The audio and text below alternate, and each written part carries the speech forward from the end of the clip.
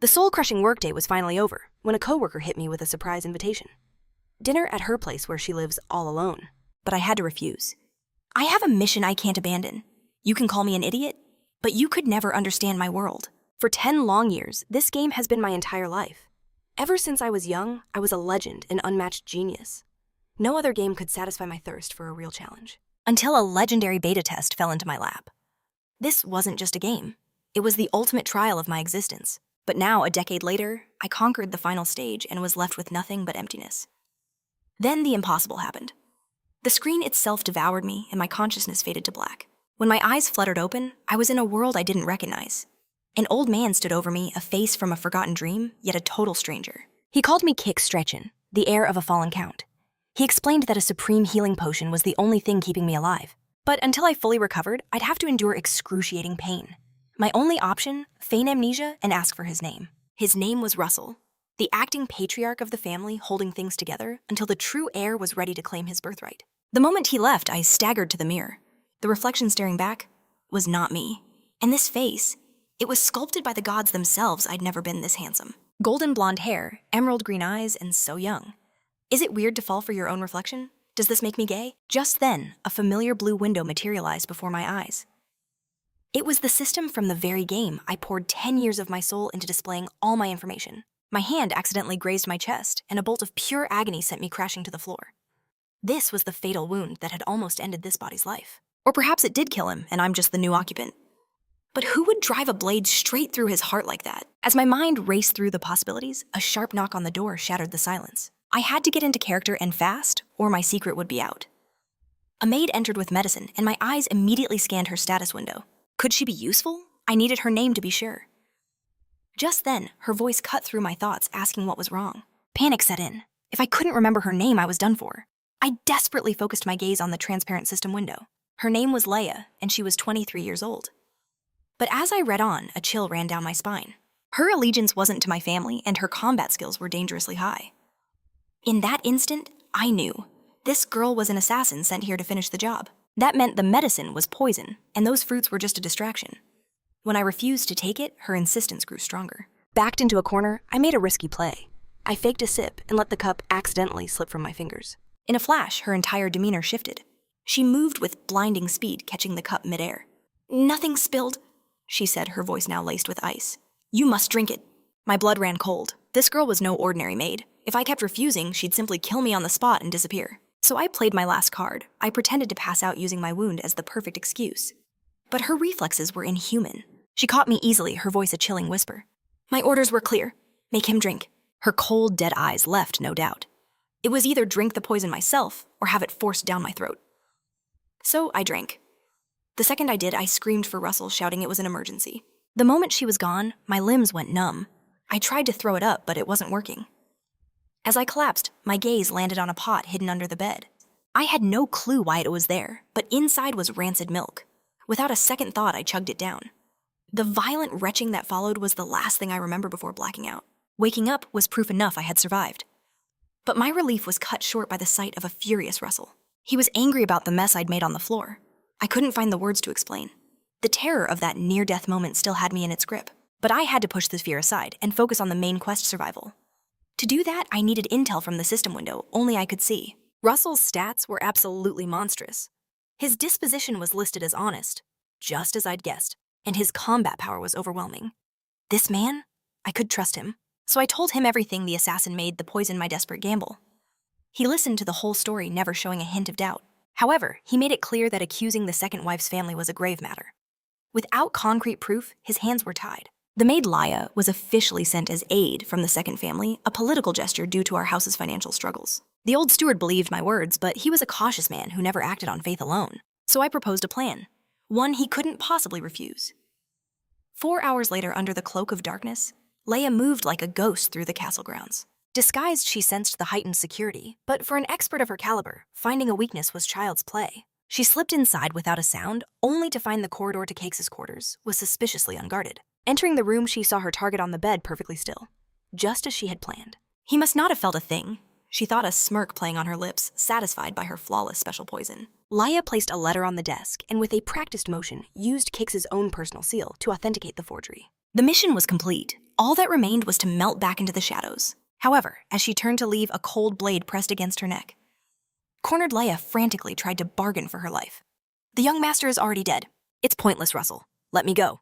The Shekshin clan will fall to its only heir, young Master Grabine. But Russell's resolve did not waver for a second. Leia pressed on, reminding him his oath was to the clan itself, not to any single lord. Just then, Cakes' voice cut through the tension, shocking the assassin by revealing he was far from dead. A slow, agonizing death has its own drama, wouldn't you agree? He mused with a chilling calm. Poison is a classic move in noble disputes. But your methods were sloppy. Have you any idea how disastrous it is for an assassin to be unmasked? In a final desperate move, Leia unleashed a hidden dagger, breaking from Russell's hold and lunging straight for Cax.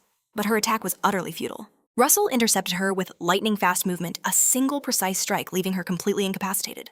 Cax watched the entire exchange, his mind processing the scene. He understood the theory of a 3-class power gap, but seeing the chasm between Russell and Leia with his own eyes was a different story entirely. Turning to the captured assassin, he continued, "No professional leaves behind evidence, or a living witness.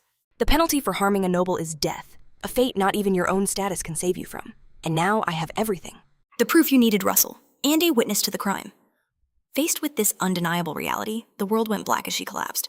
The reaction took Cakes by surprise, but Russell simply confirmed that she had fainted from the shock. The knight then activated a skill, and Cakes understood he was assessing the assassin's mana core to gauge her true power. "She has no mastery of mana breathing," Russell reported. "Her strength is merely that of an elite soldier. Mana restraining cuffs will be unnecessary to hold her." Observing the prince's unshaken demeanor, Russell recalled his initial doubts when he first accepted Cakes' request. It was as if the young master had seen this future unfold, though the knight couldn't begin to fathom how. Shaking off his thoughts, Cakes delivered his command. "Bind her. We have much to discuss." Moments later, Leia was secured to a chair. While she was still unconscious, Cakes carefully applied a potion to her wound. Slowly, the assassin began to stir. Her eyes fluttered open, and the first thing she saw was the face of Cake Shakin, the crushing weight of her failure crashing down upon her. After 6 long hours, the victim's breathing slows, and eventually it stops. Cakes began, his voice cold and clinical. "It's a popular poison promising a quiet, painless end. And with my history of self-harm, everyone would have believed I took it myself. It was in theory the perfect assassination. But for a flawless mission, you needed a faster poison. And the will to die alongside your target. So why did you hesitate?" "What are you talking about?" Leia asked, completely baffled. "You didn't want to die," Cakes stated with absolute certainty. "Which proves your loyalty to Countess Stella isn't strong enough to make you sacrifice your life." He then glanced at his knight. Russell used whatever means necessary to make her talk. Her eyes widened in terror. "What are you going to do to me?" Cakes stepped closer, revealing a small dark pill in his palm. "Do you recognize this?" Before she could react, Russell forced her jaw open.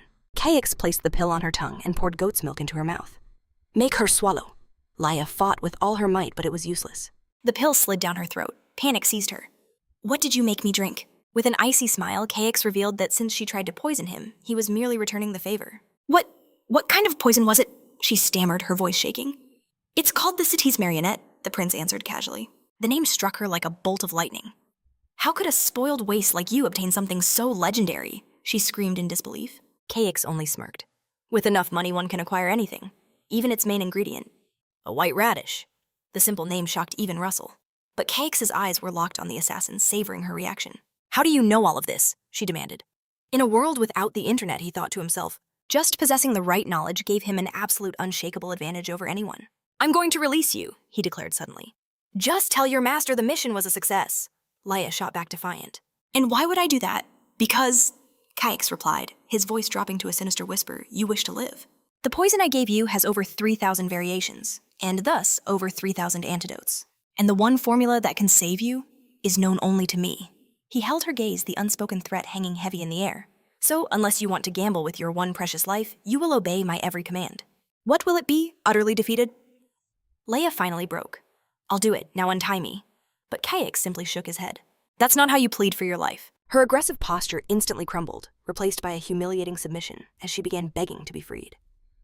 The drastic change ignited Russell's suspicion, who wondered if this was all just a ploy. However, Cakes knew the true cause of her sudden desperation. The spoiled goat's milk was finally waging war on her insides.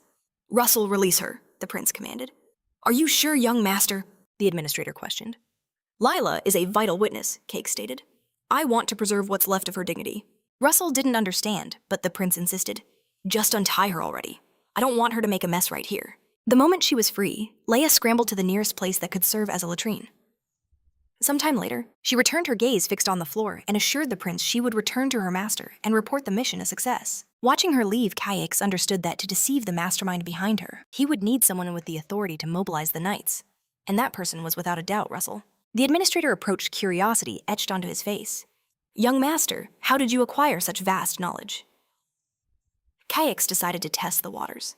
"Would you believe me if I told you I learned it all from a book?" Russell was clearly skeptical. If someone published a book like that, they wouldn't keep their head on their shoulders for long. Besides, a forbidden tome like that would never be found in this castle. Seeing that the simple lie wouldn't work, Cakes changed his strategy. "Do you remember the dagger that pierced my chest?" "I do, but why bring it up now?" Russell asked. "That dagger is a relic from my mother," Cakes explained. "They say it possesses a mystical power that was apparently unleashed into me when it made contact with my body." Russell's expression was still shrouded in doubt. Cakes realized he needed to go further. "To unravel the dagger's secret, I had to pierce my own heart with it." "If that's true," the administrator pondered, "such an incredible treasure should be famous, yet I've never heard of it." "Have you ever heard of the dagger of Krya?" Cakes retorted. Russell's eyes widened in shock. "Yes, the dagger your mother left. Is it truly the dagger of Krya? If that is the case, we are talking about the greatest of all treasures. That explains everything." Finally, Cakes thought. The bait had been taken. "Have you told this secret to anyone else, my lord?" Russell asked in a low voice. "No, only you know," Cakes assured him, swiftly changing the subject. "Putting that aside, what is your opinion on Leia's testimony? She said that all of my father's movements were leaked." The official story was that a knight on the verge of reaching the 7th class was killed in a monster attack, along with his entire escort. "I refuse to believe that version of events," Cakes declared. Russell remained in a calculated silence. As a soldier, it wasn't his place to meddle in politics, but he had to admit that his lord's death raised serious questions. Without proof, however, all they had were suspicions. "What was the real reason for my father's death?" Cakes pressed his gaze, hardening into ice. "If it was murder, I want to know who was behind it. Because as soon as I find out, I will have my revenge." Cakes claimed the Casala family might be behind his father's assassination. He also suspected the Countess and her son. He warned Russell that if Grambine takes power, his entire plan for vengeance will be ruined. Therefore, he insisted that the knight must not give up even if the situation seems hopeless. Because being loyal to a family that plotted a murder is no way for a true knight to live. Deeply moved by these words, Russell swore his loyalty to Cakes, admitting that in doing so, he was abandoning the beliefs he had defended for nearly 60 years. The young master was satisfied. After all, he now had the support of a 6th-class warrior, the most powerful man in the entire county. With that, Cakes finally placed the reins of his revenge in the hands of the tiger who had always walked his own path. In a gesture of humility, Cakes stated that it is an honor to have the loyalty of such a skilled swordsman, but that he did not feel worthy. Russell, however, assured his new master not to worry, as he would personally help him become a strong man. Changing the subject, Cakes pointed out that the Countess used poison treacherously, but left behind evidence and witnesses. He believed this was enough to begin his retaliation and dismantle the enemy faction. Russell agreed and asked what he could do to help. That was all Cakes needed to hear to put his plan into action. Elsewhere, a tense meeting was underway. Seated at the head of the table, the Countess declared that all who were summoned were now present. Murmurs rippled through the hall. Many wondered why she was occupying the Count's throne. While the knights had remained on alert all night, fueling the circulating rumors, the Countess confirmed that the rumors were true, announcing that during the night, the young master Cayx Shikin attempted to poison himself, seeking a slow and painful death. For such a brazen act, surely a notorious poison had been used. If the rumors were true, his death was all but certain. With Cayx's life hanging by a thread, the clan teetered on the brink of collapse, as vultures circled already forging new alliances. This was the exact chaos the Countess desired, with Cayx Shikin finally out of her way. With the succession secured, her son would claim the throne, and she would rule from the shadows as regent. Meanwhile, Cayx calmly asked Russell if their preparations were complete. The loyal knight's reply was unwavering. He would follow his master into the very depths of hell, his blade sworn to this path of vengeance. Back in the Great Hall, the Countess prepared to crown her son the new ruler, but her moment of triumph was about to be shattered.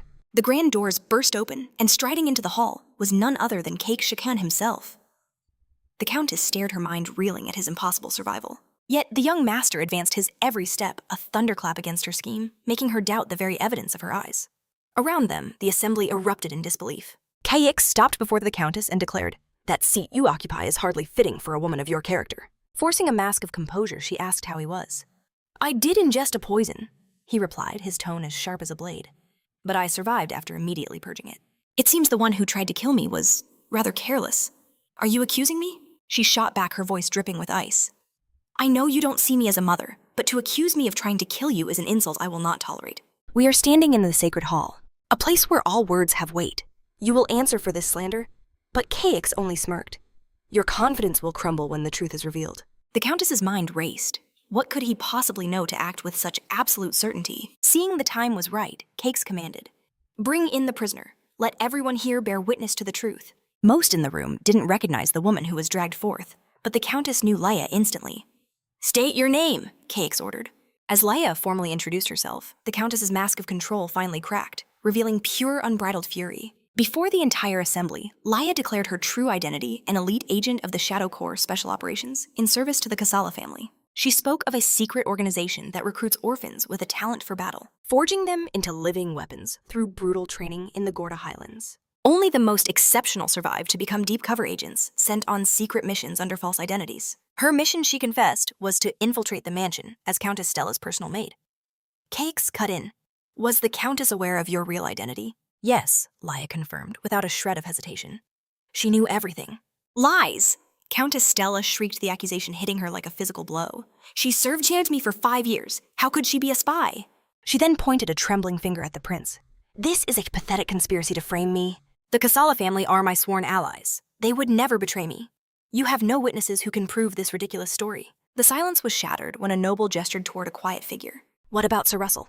Why has he remained silent this whole time?" "Jimmy Shane." All eyes snapped to Russell, who finally spoke, his voice like cold steel. "This woman is no mere maid. She is a criminal I caught in the act. I can verify every word of her testimony because I personally witnessed her attempt to assassinate Prince Caix Shakan." He warned the assembly, "Hear the full story before you rush to any judgment." A wave of murmurs swept through the hall. Leia continued, "My primary mission was espionage. I delivered my findings to the Countess once a month." When Caix pressed for details, Leia listed the stolen secrets, the chief treasurer's hidden financial ledgers, the late Count Colin's private travel routes, and the secret political allegiances among the vassals. However, she added, there was a second, far more sinister mission. I was ordered to trick Prince Caix into drinking a slow-acting poison. Afterward, my orders were to sneak into his room and plant a forged farewell letter, and make his death look like a suicide.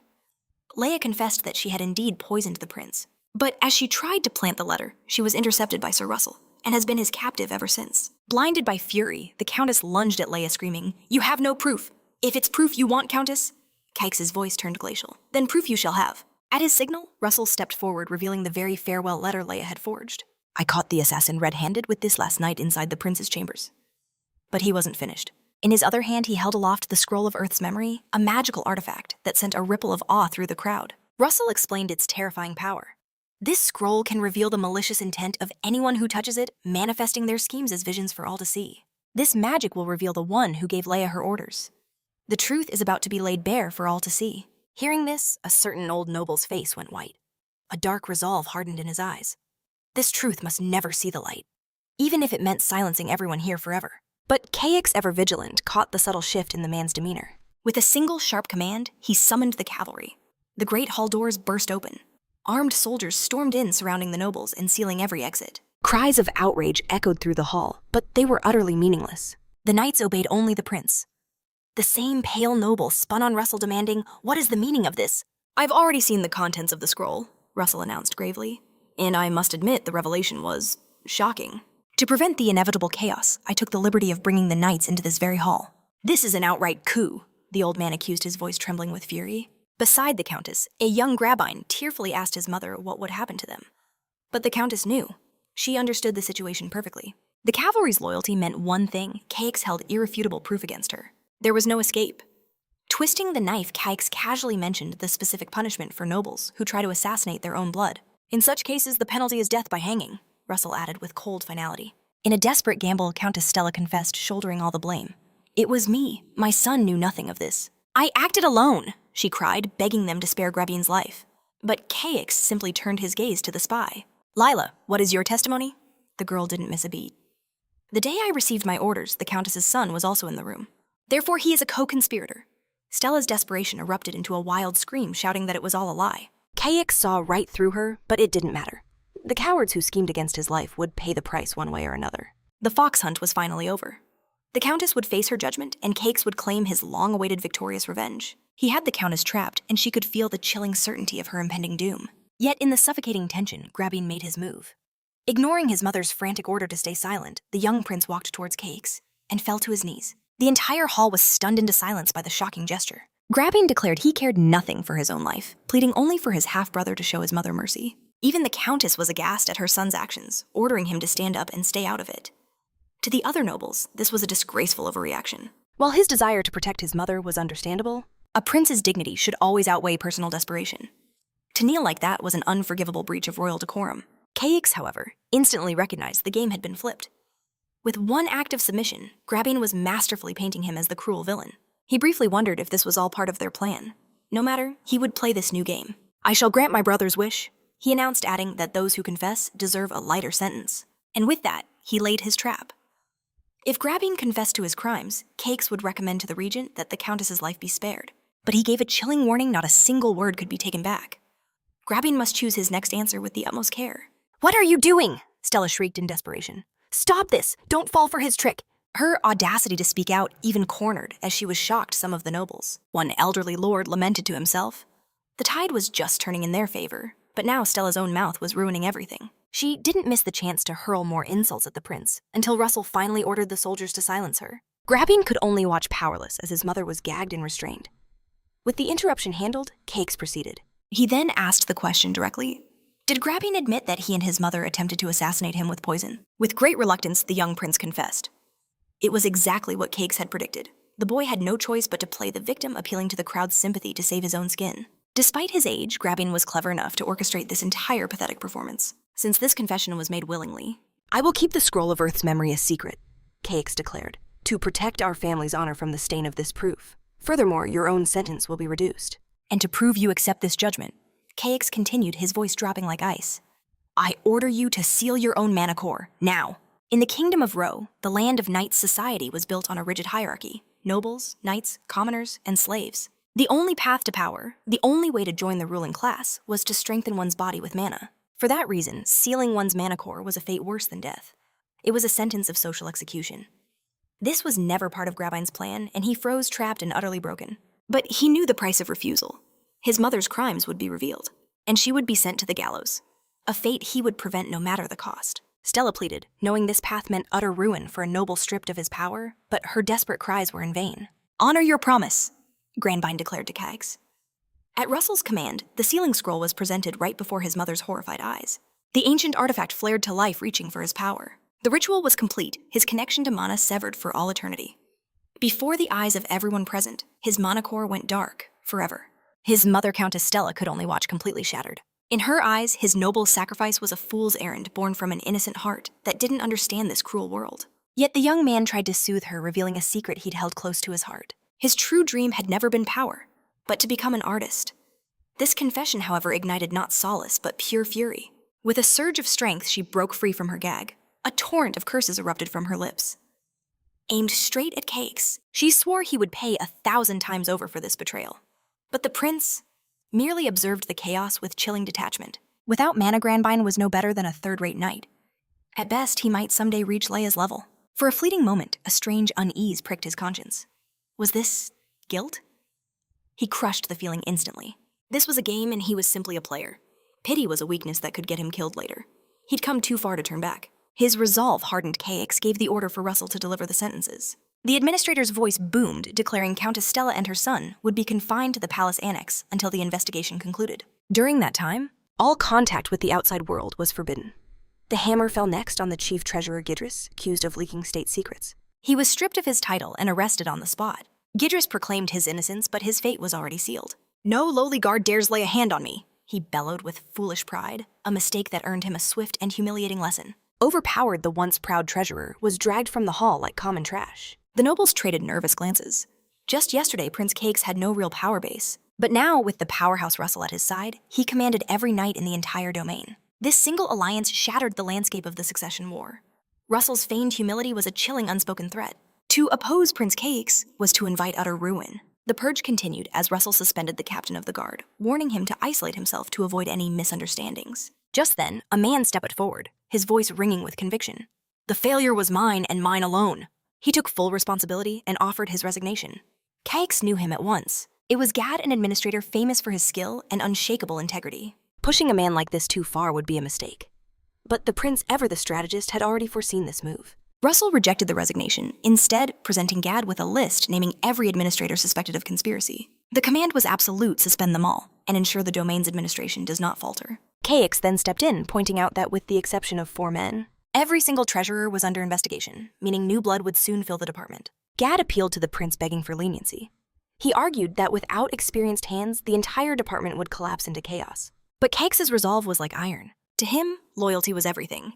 If he had to burn the department to the ground and rebuild it with his own people, he would. He declared that the investigation would not halt for fear of an administrative gap. Gad's defense that his men had simply backed the wrong horse meant nothing to the unyielding prince. This ruthless stance left Gad stunned. This was not the young prince he remembered, not the hesitant, kind-hearted boy. Before him stood an imposing, absolute ruler. The other nobles watched in silent terror. If Russell was the symbol of military power and Gad the pillar of administration, then seeing even Gad cornered by the prince was a terrifying omen. KX could feel their fear. The county and its most powerful men were now his. This twisted game had suddenly become infinitely more interesting. At first, KX was wary, thinking Gad would be a formidable obstacle. But now he saw them for what they were: laughably predictable. With this clarity, his plan was simple: obliterate the entire opposing faction. He would even purge the neutrals and the utterly useless from his path. He would ignite a crucible of loyalty, where only those who survived to the end would be deemed worthy. The prince's ruthless aura sent shivers down everyone's spines. They feared that one wrong move could make them his next target. To escape that grim fate, they scrambled to prove their obedience, desperately trying to win his favor. KX, in turn, savored the control, hiding his satisfaction behind a mask of indifference. From a distance, Russell watched the prince's every move.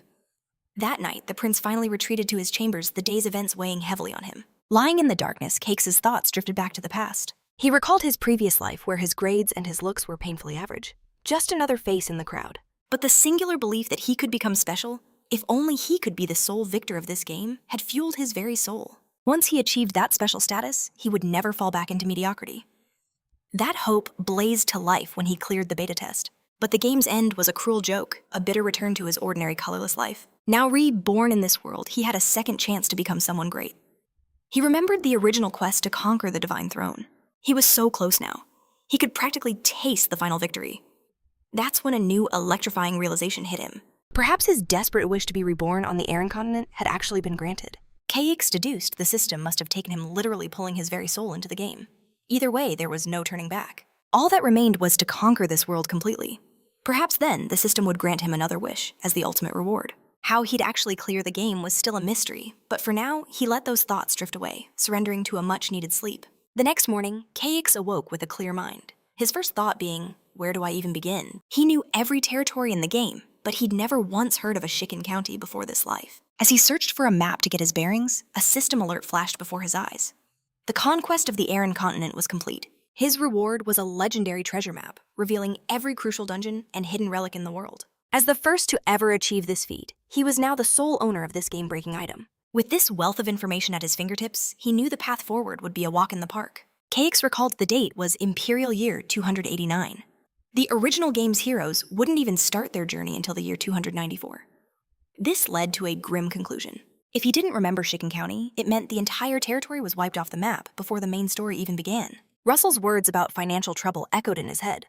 A quick check of the territory's finances confirmed his darkest suspicions. But even staring down the barrel of certain doom, he refused to give up. For a fleeting moment, KX considered gathering the remaining funds and simply disappearing. But he crushed the thought instantly. Money could always be earned again, but this land was his family's legacy. He could never abandon it. Digging into the finances, he saw tax revenue was normal, and military spending hadn't spiked. The source of the debt was a complete mystery. Sifting through 10 years of records was a monumental task. But the true catastrophe was something else entirely. Trade with the desert kingdom of Madrosa and the plateau routes had been completely severed. The collapse in tariffs was catastrophic, and taking more loans was impossible. The annual interest alone was more than their entire year's tax income. Drowning in numbers and statistics, KX desperately needed a real lead, a clue that could actually fix this mess. And then a memory sparked to life. There was someone in the dungeons, someone perfect for the job. With newfound purpose, he strode towards the prison, ready to squeeze Gidris for every drop of useful information. As he arrived, the prison guard bowed. "My prince, what brings you to this place?" the guard asked. "I'm here to see Gidris." KX declared, his nose wrinkling at the foul stench of the dungeon. "I never thought I'd see royalty down here," the guard muttered. KX sized up the man before him. He knew this man was loyal to the former captain, a sycophant who always bent his knee to the strongest power. This was the perfect chance to test him. A man like the captain of the guard was easily swayed by a show of force. If there are innocent prisoners who were brought here by mistake, Cakes began, then it is our duty to give them a second chance to prove their innocence. The guard eagerly agreed with the prince's noble words. However, Cakes continued, his voice turning to ice. We must also review the cases of dangerous criminals who were unjustly set free. From this moment on, I'm leaving this matter entirely in your hands. The guard accepted the duty without a shred of hesitation. Cakes smirked. After years serving the captain, the man was all too eager to please a new authority. In that moment, a bitter truth dawned on him. He had become the very kind of politician he'd always loathed. But no matter. He was here to see a prisoner, and it was time to head to the dungeons. As they approached the cell, Gidris's pathetic complaints echoed in the stone corridor. I can't wait to get out of this filthy place. The prince materialized before the bars. Are you planning an escape? Gidris looked up, a smug grin plastered on his face. I was waiting for you, prince. Have you finally remembered the debt you owe me? Cakes' voice was cold. Have you gone mad enough to imagine things? I owe you nothing, and your days as a living man are numbered. Gidris, however, was unfazed. I served as this county's chief treasurer for over 20 years. I imagine your visit is related to the crushing debt that plagues you. You are no longer the treasurer. But I am the only one who can explain its origin? The old man retorted, striking a nerve and infuriating the prince. Cakes turned to the guard, his voice dropping an octave. Do we have an interrogator in this prison? Yes, my lord. Bring him to me. Sensing the deadly seriousness in the prince's tone, the guard immediately rushed off. Gidris, for his part, finally understood. He wasn't dealing with a naive boy, but the true absolute power of Shekshin County. With an interrogator on the way, his situation had just become drastically worse. No matter how resilient you think you are, Cake said with a chilling calm. Sooner or later you will talk. In fact, I want to see you try your best. If your performance is moving enough, perhaps I'll trade the gallows for poison, the same kind they used on me. From the prince's gaze, Gidris knew he was dead serious. Now, he was truly trapped. In a pathetic state, Gidris begged for his life, promising any information that would help the prince recover his stolen money. His patience completely gone, Cakes ordered the former treasurer to spill everything he knew. Gidris revealed the truth: the county's debt was a complete fabrication, forged with a man named Gerard Milsers. This man managed the finances for the powerful House Kashalin, using the fake debt to hide the mining tax owed to the royal palace. According to the old fool, if Gerard were simply reported, Chicken County would be free from the massive obligation. However, the prince innocently spotted a fatal flaw in the plan. Gerard could simply sell the debt to a third party for a lesser amount before being captured, which would only plunge our county into an even deeper hell. Faced with that inescapable logic, Gidris was left speechless. It was a possibility he had never even considered. At that very moment, a guard returned with the interrogator, introducing him as the absolute best the county of Shaken had to offer. A satisfied smile crept across the prince's face, a terrifying contrast to the raw panic that seized Gidris. In a desperate attempt to save his skin, the old prisoner claimed that Gerard handled at least 100,000 gold coins for the Koshalin family. The information, however, failed to impress Case, and Gidris's desperation only grew more intense. With a trembling voice, he finally revealed his trump card. He knew the location of the secret vault administered by Gerard. Case scoffed, skeptical.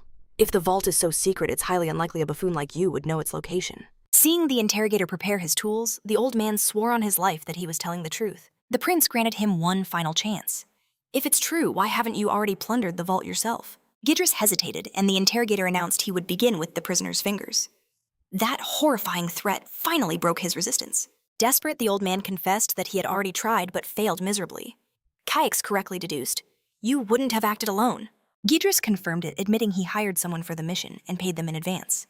"And how much did you pay this thief?" the prince asked. Gidris replied that he offered 3,000 gold coins for the job. The amount was so absurd that Cakes concluded the old man was even more foolish than he appeared. A loud, unexpected laugh echoed through the dungeon, startling everyone. The prince explained, his voice laced with pure disbelief, that the amount was half the annual income of his entire territory, money that Gidris could only have obtained by stealing directly from the county's coffers. Gidris tried to justify himself, claiming he had no choice and that the plan would have worked if the vault's key hadn't been a magical crystal ball. Now, intrigued, the prince demanded more details. The old man explained that the thief he hired demanded 2,500 gold coins just to create a replica of the key. Upon hearing this, Cakes declared that Gidris had been scammed, stating that the supposed thief was likely in collusion with Gerard from the very beginning. Despite everything, Gidris insisted the secret entrance was real, as he himself had seen Gerard open it with the crystal sphere. Pressed by the prince about the location, he finally revealed it was hidden on the gold plateau. The exact spot was a mystery, as they'd taken him blindfolded, but the region was burned into his memory. The intel was thin, but it didn't feel impossible. Cakes knew he'd have to launch a full investigation to uncover the truth. He racked his brain for someone who knew the Golda Plateau until a name surfaced. Laya. The orphan girl from that very region. She would be the perfect guide. With a plan solidifying in his mind, the prince turned to leave the wretched prison. What about me? What's going to happen to me? Gidris shrieked. But the prince simply ignored him, leaving the fool behind. Outside, Cakes' fury was still a raging fire. It wasn't just about the theft, but the absolute stupidity of how Gidris had been played. An example needed to be made. Turning to the guard beside him, his voice was cold steel. Did you know anything about this? The guard's denial was immediate, a desperate attempt to hide the fact that Gidris' coin had already bought his silence. Cakes then laid the trap. Gidris confessed everything while you were gone. The man continued his pathetic denials, but the prince cut him short. I am not an idiot. With no way out, the guard crashed to his knees, begging for forgiveness and pinning all the blame on Gidris. However, when he finally looked up, he was alone. The prince had vanished like a ghost. Realizing just how deep his trouble was, he knew he had to settle the score with Gidris for ratting him out. But the foolish guard had no idea this was all part of the plan. From the shadows, Cakes watched his trap spring perfectly. Suddenly, a presence materialized behind him. A sinister aura washed over him, sending a shiver of pure dread down his spine. Startled Cakes snapped, "Who's hiding in the shadows?" A man introduced himself as Kraut Salem, and the prince immediately sensed his formidable power. It was bizarre he'd never heard of someone this strong. A quick analysis of his status revealed that Kraut was on the verge of hitting level 100, a legendary feat that would place him among the greatest warriors on the entire continent. On top of that, it was exceedingly rare to find anyone with military-class skills. A dark suspicion began to form in Cakes' mind. Could this man be the Herald of Death, a demon in disguise, whose true face was a mystery, even to the Dark Prince? But he quickly dismissed the thought as an exaggeration. After all descriptions of the Herald depicted a thin, shadowy figure, Kraut was a mountain of muscle, the complete opposite of that profile. Besides, his eyes were far too clear. For the moment, Cakes decided it would be advantageous to keep this anomaly close. Kraut, meanwhile, explained that he had called out to the prince several times, but got no response. He was here to report that a merchant, a man named Gerard Milsers, had requested an audience, which was why he had been searching for him. Cakes let out a dry, ironic laugh.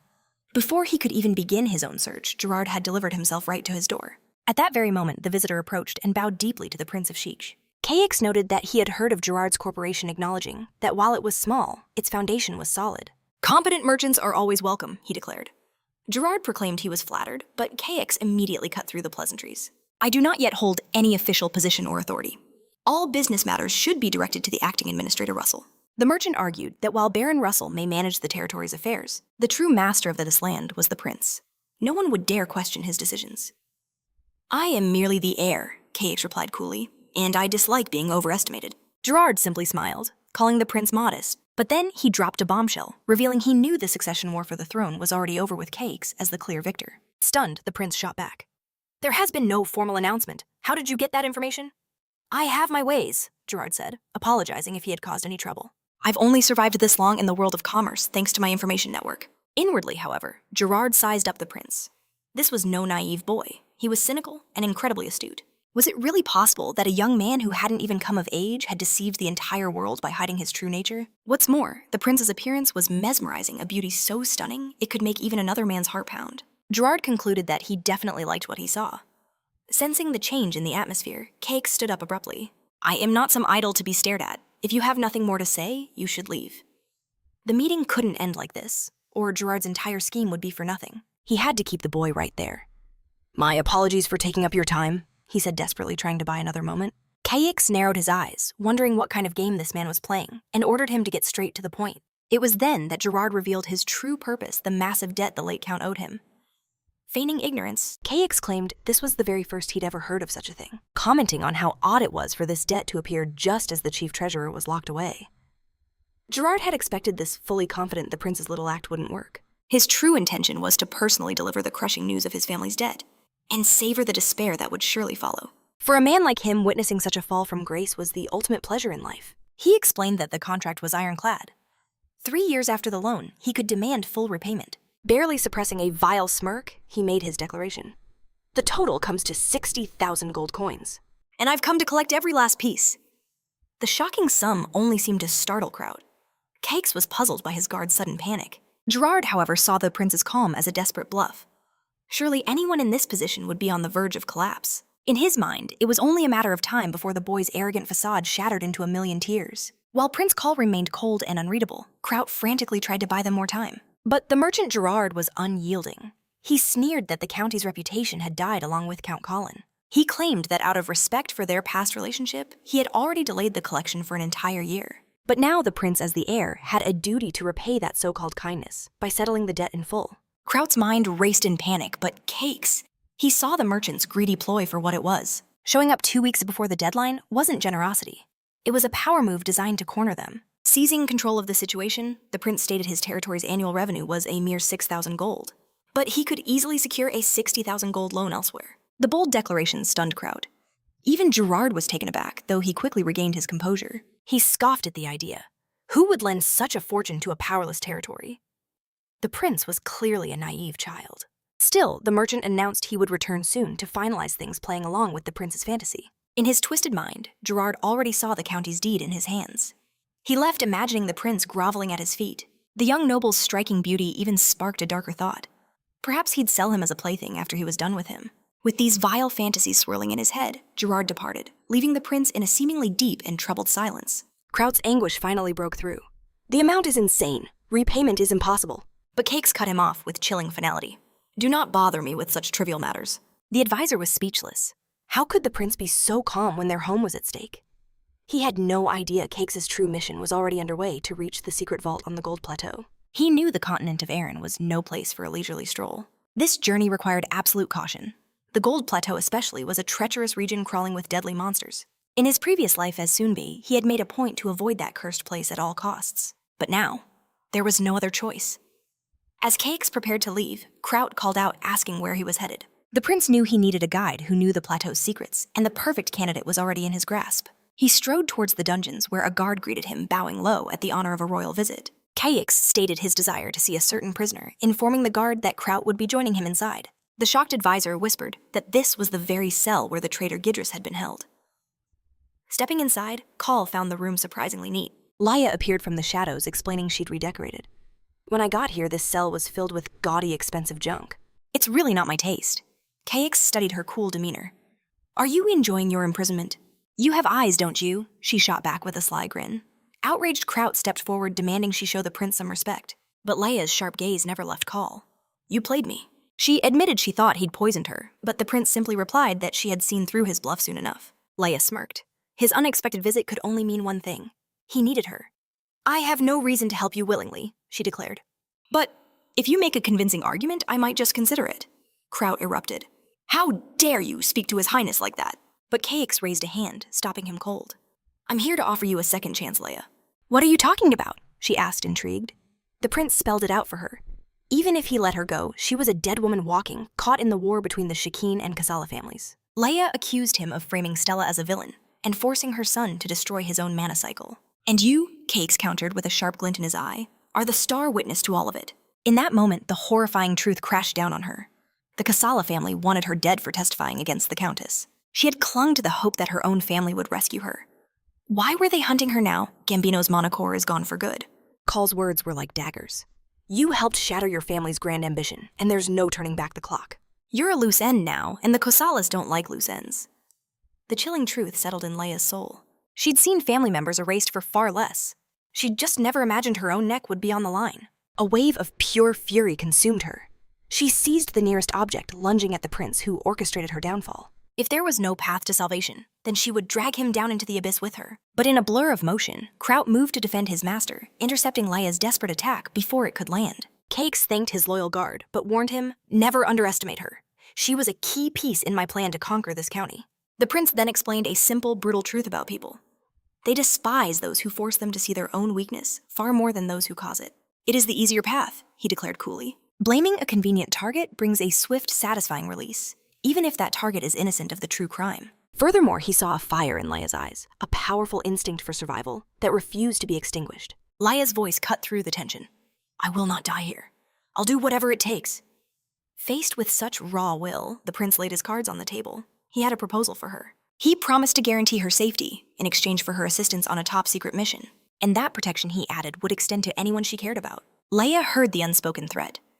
You will not use my people as hostages, she snarled. But the prince simply corrected her misunderstanding. I care nothing for you or your family, he stated coldly. There are countless others with skills just like yours. The young woman knew he wasn't lying. In her world, people like her were utterly replaceable. Still, she had to ask. Then why me out of all the others? Why did you choose me? KX vaguely mentioned something she had said once, leaving her utterly baffled. Without another word, he gave her 1 minute to decide her fate. She despised the idea, but she knew the prince was right. She was trapped. She had hunted down traitors herself in the past. She knew the grim destiny that awaited her if she was simply cast aside. Driven by a fierce will to live, no matter the cost, she accepted his offer. Laya understood that their two families were on a collision course. Soon, only one would remain standing. She was simply betting on the winning side. KX smiled, satisfied with her choice. However, Laya immediately laid down her own conditions. I am not your subordinate, she declared. I am a mercenary for hire. I will not follow orders that have nothing to do with our mission. Kraut's face tightened with irritation at her audacity. But Laya continued. This isn't disrespect. I simply demand the same respect in return, and that includes proper payment for my work. She finished her terms with a final sharp declaration. From now on, we are allies. We do not turn our blades on each other. The look on Kraut's face made it perfectly clear. He hated the idea of being Laya's ally. The prince broke the tension, recalling something Laya had once mentioned, the Kasala family's shadow unit trained at a secret camp on the Gold Plateau. And what does that have to do with this mission? She demanded. Ignoring her question, Kayx turned to his guard. Kraut, I need a detailed map of the kingdom, especially the lands surrounding the Kasala territory. The soldier replied that such a map was kept in the meeting room and offered to take the prince there. For a split second, however, the prince hesitated, a flicker of uncertainty that Kraut immediately noticed. Kayx brushed it off as nothing and told the soldier to lead the way. Do you not know the way, your highness? His ally asked, his suspicion growing. Indeed, he did not, but admitting such a thing was impossible. He simply insisted that Kraut show him the way. A few moments later, they stood inside the barracks' strategic meeting room. Kraut presented the map, explaining it was one of the most precious artifacts on the continent of Erin, a highly confidential military document. The prince's finger landed on the Gold Plateau. Tell me everything you know about this place. Kraut explained the area was infamous for a bitter territorial war between the Kosola family and the barony of Erebon, as both laid claim to the land. He added that a high-quality copper mine was located there, its potential locked away by the endless conflict. The strategic advantage, he noted, was that the barony of Erebon was a vassal state sworn to the powerful Shekshin family. Kayx observed that the map looked old, and Kraut had to admit he couldn't guarantee all the information was still accurate. At that moment, Leia intervened. I know that territory like the back of my hand. With a few quick adjustments, yeah, this map will be perfect. Hearing this, the prince finally revealed his true objective. Somewhere on the Gold Plateau, there is an ancient ruin I wish to find. The mercenary was stunned. She had never heard of such a place. The prince leaned in, a knowing glint in his eye. Think back to your childhood, Laya. Wasn't there a place the adults always forbade you from going near? His question struck a nerve, unlocking a critical memory deep within Leia. She confirmed that such a place did indeed exist. Kayx's eyes sharpened. He leaned in, asking how long her family had guarded this secret. She revealed herself as the 6th generation, with 5 years of field experience, estimating the entire operation began about 15 years ago. Kraut's mind raced. That was the exact same time the bitter land dispute between the Kasala and Erebon families erupted. Laya's patience snapped. Are you even piecing this together? She demanded. When Kraut admitted he wasn't, she scoffed, calling him useless, and the two ignited into another argument. A single word from the prince was enough to extinguish their bickering. He laid out the strategy. Training a massive army requires a mountain of resources, making a sudden military buildup impossible to hide. This meant someone was secretly funneling a fortune to the Kasala family from a source they could only have discovered 15 years ago. With these funds, they could have secretly trained elite soldiers for clandestine missions, just as they had with Laya. Confused, the girl asked what any of this had to do with some dusty old ruins. Kayx connected the dots for her. It's common to find silver deposits alongside copper mines. One of his men immediately added that secret silver mining was a capital crime. He asked if the prince was accusing the Kasula family of high treason. Kayx confirmed his deepest suspicions. While the mines were on their land, the law was absolute. All gold and silver were property of the crown. Therefore, it was incredibly likely that the nobles had concealed this treasure. And the myth of a dangerous ruin was the perfect lie to keep everyone away. Laya smirked. Was Kayx's grand plan to declare war on another noble house to seize their income? Kraut instantly shot the idea down, declaring that the prince's domain lacked the strength for such a direct assault. Kayx agreed. Attacking them head-on would alert the crown and bring ruin upon them all. Faced with this stalemate, Laya demanded to know the real plan. The prince then unveiled his truly audacious strategy. All that illegally gathered wealth had to be stored in one place. If someone were to steal that hidden fortune, the Kasalas could never report the crime without admitting their own treason. The plan was therefore elegant in its simplicity. They would steal everything they were hiding. That same night, as the prince made his final preparations, Russell approached him. The interim administrator's face was etched with concern. He reminded him that the Golden Plateau was a treacherous land, questioning the wisdom of leaving Kraut in command. He pleaded with KX to reconsider, insisting that forcing such a dangerous mission was a grave mistake. KX saw the worry of a grandfather in his eyes and offered a reassuring smile, promising he would be safe. He explained that young men like Kraut needed to be tempered by responsibility so they could all rise to the challenges ahead. Besides, he couldn't take Russell on the mission. If they were both absent, their territory would be left vulnerable. Russell finally relented, admitting the prince was right. Respecting his decision, he wished him luck. However, his gaze hardened as he warned that if anything happened to Cakes, Kraut would be held solely responsible. The young warrior stood tall, vowing to protect his master. Russell stared him down, ordering him to succeed or face dire consequences. He then turned to address the soldiers. Russell declared that even though the prince had barely recovered his love for his people, drove him to risk everything for their future. His voice boomed with the command for every man present: protect the prince on this mission even at the cost of your own lives. Cakes reflected inwardly. No soldier would follow a weak lord. Strengthening his men's faith was also his duty. On top of that, he would have to keep a close eye on Leia. With the preparations finally complete, the group made their way to a hidden underground passage. Kraut went first, descending into the darkness of the shaft, with the prince following closely behind him. The warrior explained that this tunnel would lead them far beyond the castle walls, but warned them the path was long, and they must not get separated. After a long trek through the darkness, they finally reached the exit. Kraut grunted with effort as he pushed against the heavy iron door. As he waited, Cakes thought to himself that it was a good thing Kraut was with him.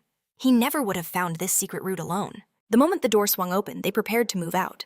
But a glimpse of what lay on the other side gave the prince genuine pause. Cakes had no idea where they emerged, but Kraut quickly informed him that they were inside an old abandoned watermill. Just outside, a carriage was already waiting for them, poised for a swift departure. Kraut indicated that the prince should take the horse, but was immediately cut off.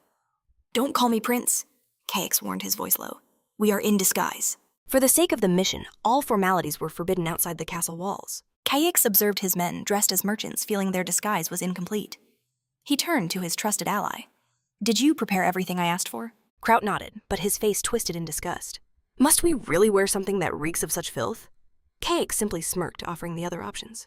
"If you'd rather, you could don a porter's rags.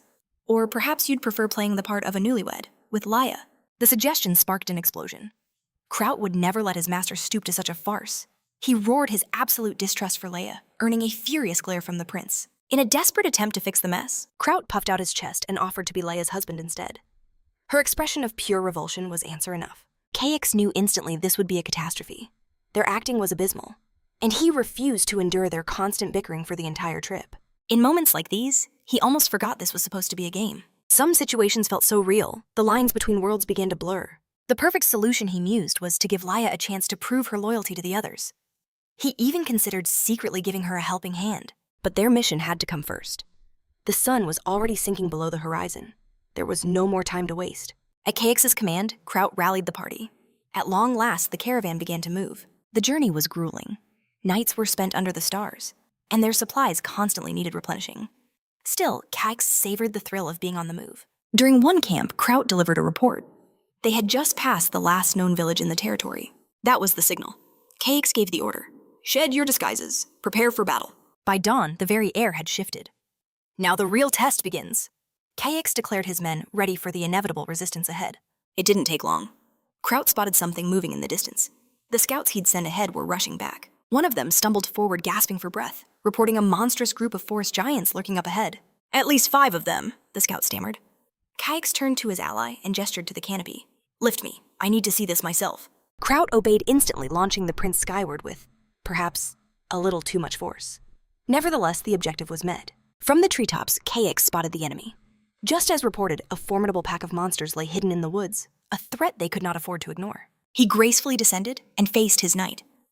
"What's the strategy, Kraut?" The knight's response was immediate. He proposed blocking the monster's escape with a volley of fire arrows. But the look on Cakes' face screamed that it was the stupidest idea he had ever heard. He shut it down without a second thought. Using an untested experimental tactic was just begging for disaster. He was certain that no one on the entire continent understood monsters better than him. The true challenge, however, was making his so-called allies believe it. Filled with reckless excitement, Kraut declared he would execute the plan by himself. Cakes let out a silent, weary sigh. Even if he could talk Kraut down, the others were already moving. This wasn't a plan. It was a suicide mission born from pure arrogance. And yet, it seemed he was the only one who could see the looming danger. Cakes realized there was only one way to make them listen. He had to demonstrate the overwhelming power of his abilities. He had to earn their respect, or he'd forever be treated like dead weight. While the others scrambled with their flawed preparations, Kike stood perfectly still, calculating how to reveal his true strength. That's when Leia approached him. "I need to speak with you." Her voice was low, laced with urgency. "Kraut's plan is a death trap. Anyone who follows him will be slaughtered. That knight is fearless, I'll give him that. And he's willing to throw his own life away," she continued. "But it's a pointless sacrifice." "I am well aware," Kix replied, his voice sharp as steel. "Then why aren't you doing anything?" she pressed. "Because I'm devising a way to not only survive this crisis, but to bring them all to heal." "I have an idea," Leia offered. Kix gestured for her to speak. "The Big Feet, as they're called, share a powerful bond with their young. The moment a fight breaks out, their first instinct will be to protect them. The females will fall back to secure the young, while the males buy them time. But once their children are safe, they will return for blood." "I know all of this," Kix cut her off. "Get to the point. How do we exploit it?" Leia seemed taken aback by his icy tone, but she recovered quickly. "First, I must confirm our objective. Are we here to eliminate them, or simply to push through?" "We only need to pass them.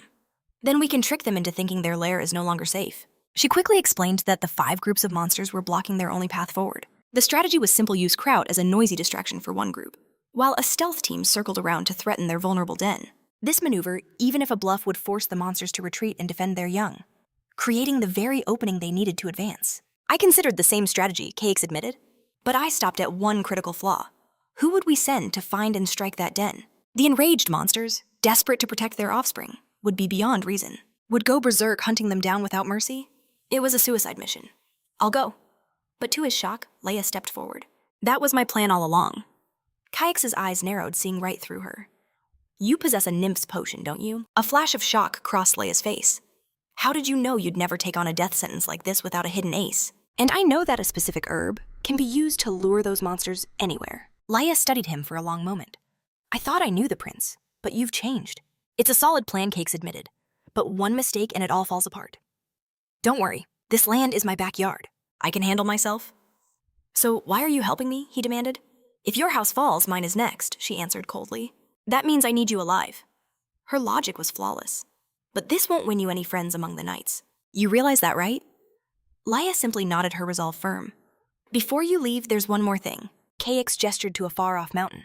"Rule 1 for hunting Bigfoot: always assume there are 2 more than you can see. The saying goes, the hunter becomes the hunted from behind.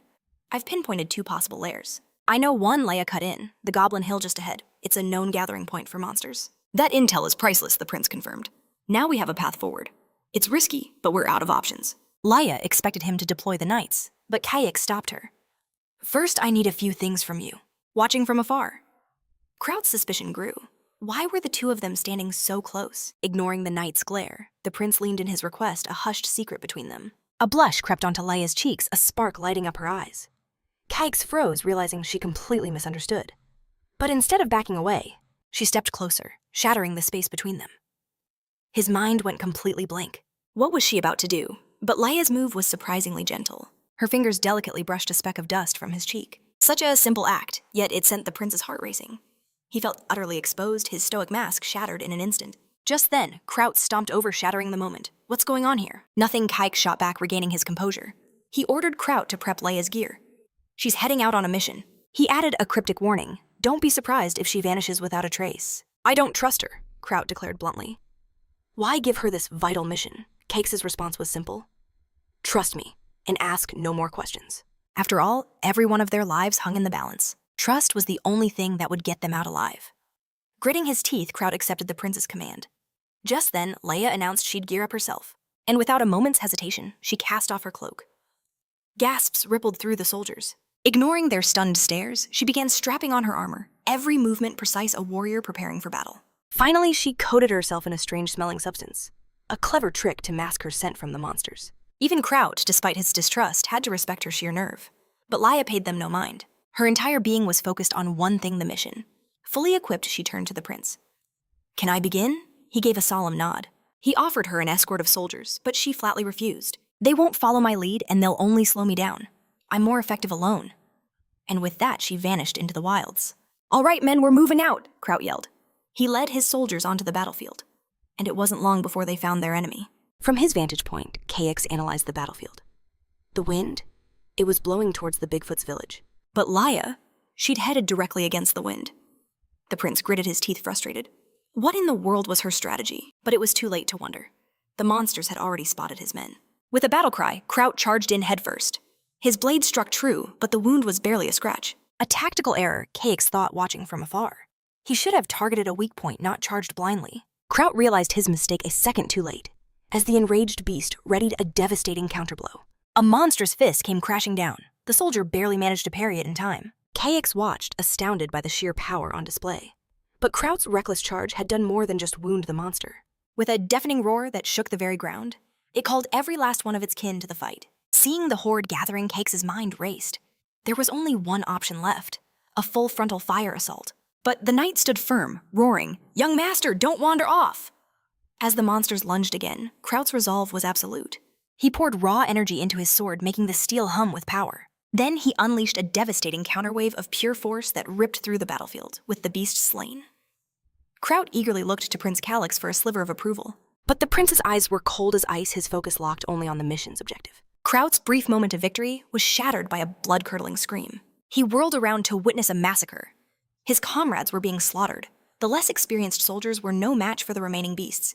Without a second's hesitation, the captain dove headfirst into the fray. "Hold formation," he commanded his men. Kraut knew at a glance that fighting them one by one was a death sentence. A new plan was needed now. He fought on, but with every blow he realized these creatures were far tougher than he'd ever imagined. A single misstep sent Kraut crashing to the ground completely exposed. But as a monster swooped in for the kill, he perfectly read its attack and struck with deadly precision. The creature shrieked in agony. "This is our chance!" the captain roared, but a sudden chill seized his heart. Something was terribly wrong. He remembered his initial count. There were supposed to be 8 enemies. The 8th was nowhere to be seen. The thought had barely formed when the final beast erupted from the shadows, ignoring the soldiers and charging straight for the prince. Kraut launched himself forward to protect his master. But Albuquerque's personal bodyguard was already a blur of motion moving to intercept. "Fall back, your highness," he ordered, throwing himself in the monster's path to shield the prince. In the blink of an eye, the creature vanished. "Was it defeated?" the prince asked. But to everyone's horror, it reappeared from the smoke, moving with unholy speed right at Albu. The bodyguard never stood a chance. A single brutal blow sent him flying. Keix stood paralyzed, staring at the enemy's overwhelming power. A soldier named Thomas stepped up. "Stay back, master!" he yelled, charging the beast in a desperate bid to buy them some time. His attack was completely useless. "If this continues, we'll all be wiped out," Keix declared, his voice firm and cold. "We can hold on a little longer," Thomas insisted. "Holding on is meaningless without reinforcements," the prince shot back. "Once the others fall, you'll have to face it alone. The situation will only get worse." The soldier hesitated. His orders were absolute, never leave the prince unprotected.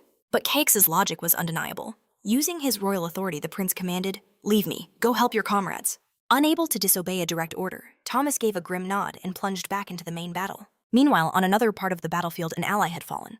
Keix found Albu, who had been viciously thrown aside. The soldier was gravely wounded, but still breathing. After tearing away the mangled armor, Keix offered him a potion, but he knew instantly these injuries were far too deep for a low-grade elixir. Their only hope was a healing mage or a much more powerful potion. Sword in hand, he promised Albu he'd return with aid. Sometime later, Keix confirmed Laya's intel. He'd found the goblin camp, the Bigfoot's nauseating feeding ground. The scene was repulsive. Being discovered here meant certain death. He went over the plan. Laya would set the traps, and the soldiers would act as bait. But a cold fear crept into his heart. This wasn't a game. He wasn't safe in his room sitting in front of a computer. This was real. This was life or death. Yet despite the danger, he moved deliberately, provoking one of the monsters. The creature took the bait, instantly charging at him with absolute fury. But before it reached him, wooden stakes shot from the ground, piercing the monster from below.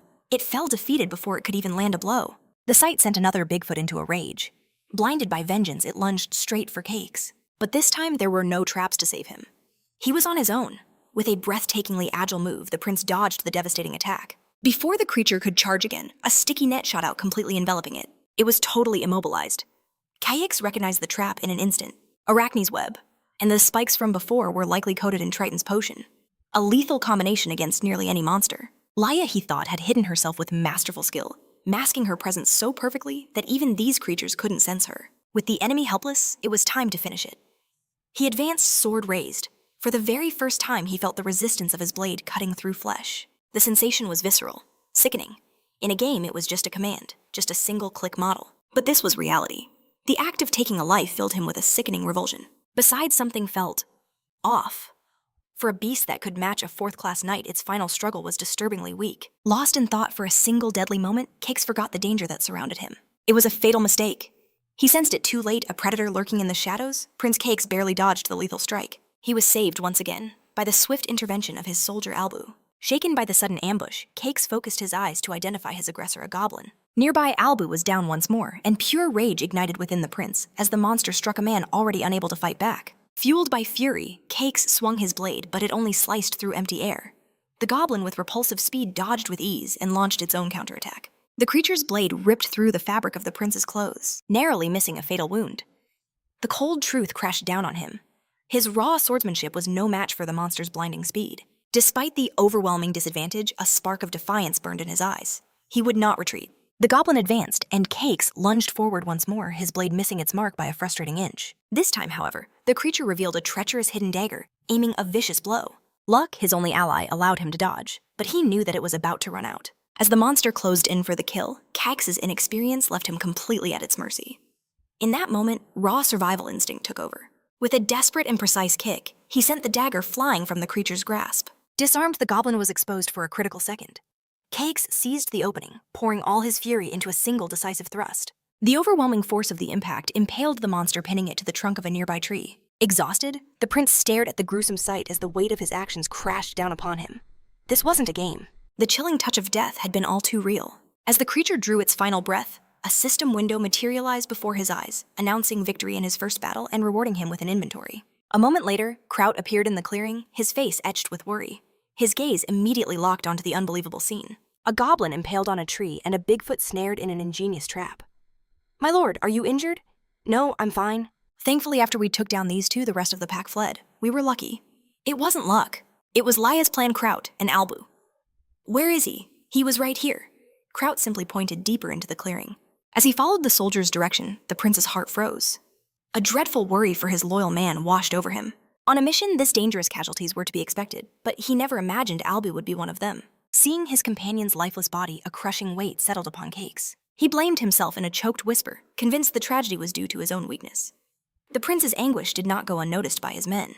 Kraut stepped forward to comfort him, insisting that it wasn't his fault. A soldier's duty is to protect his lord, and Albu fulfilled his mission with honor. Enraged, Cakes shot back. "There is no such thing as an honorable death." Kraut considered that this was likely the first time the prince had ever lost a subordinate. His pain was understandable. However, Cakes did not yet know the true cost of their victory. His attention was drawn to more bodies being carried into the camp. "What happened?" he asked, his voice tense. Kraut revealed the grim truth. 3 soldiers are dead, and 1 is lightly wounded. The news washed over the prince like a fresh wave of despair. Cakes' guilt deepened into a poison. He blamed himself, certain that if he had used all his knowledge, no one would have perished. His own survival felt like a lie bought only by Laya's traps and Albu's ultimate sacrifice. His frustration exploded in a raw cry of pure rage, startling the soldiers around him. Composing himself, Cakes' voice turned to steel. He ordered Kraut to prepare the bodies with the utmost dignity. The general promptly commanded his men to act. But as he observed their faces, he noticed an unexpected shift. The prince's genuine grief for his fallen men had moved them to their core. In their eyes, Kraut no longer saw simple duty, but a renewed fierce determination to protect their lord at any cost. The prince had finally earned the true loyalty of his men. A short while later, Kraut reported that the preparations were complete. The bodies of the deceased had been treated with preservation potions. Every man waited for the prince's command. Cakes could feel the change in the atmosphere. The soldiers' gazes now burned with a new intensity. He understood there was no longer any room for weakness or guilt. His duty was to be their beacon of hope. With a commanding voice, he praised their valor on the battlefield, reminding them all that their quest was far from over. "The uninjured will tend to the wounded." Cakes' command echoed with absolute authority. "No one gets left behind." At his decree, the soldiers roared back as one. Just 1 hour prior, Leia moved like a shadow on a solo mission deep within Bigfoot Forest. But a single careless moment shattered her stealth, revealing her presence to the enemy. She was suddenly face to face with a hulking beast, narrowly dodging a bone-shattering blow. But this seasoned warrior wasn't shaken. Instead, she responded with lethal precision. She sidestepped a direct clash, opting for strategy. With nimble grace, Leia shot a rope skyward, scaling a massive tree and turning her tool into a weapon. From her high vantage point, she expertly lassoed the monster below. The beast was instantly ensnared by the rope. The trap was flawless. For a fleeting moment, Leia thought she'd claimed an easy victory. But to her shock, the creature's compliance vanished, replaced by an explosive primal fury. With an incredible display of raw power, the monster tore the entire tree from the earth, wielding it like a gargantuan club.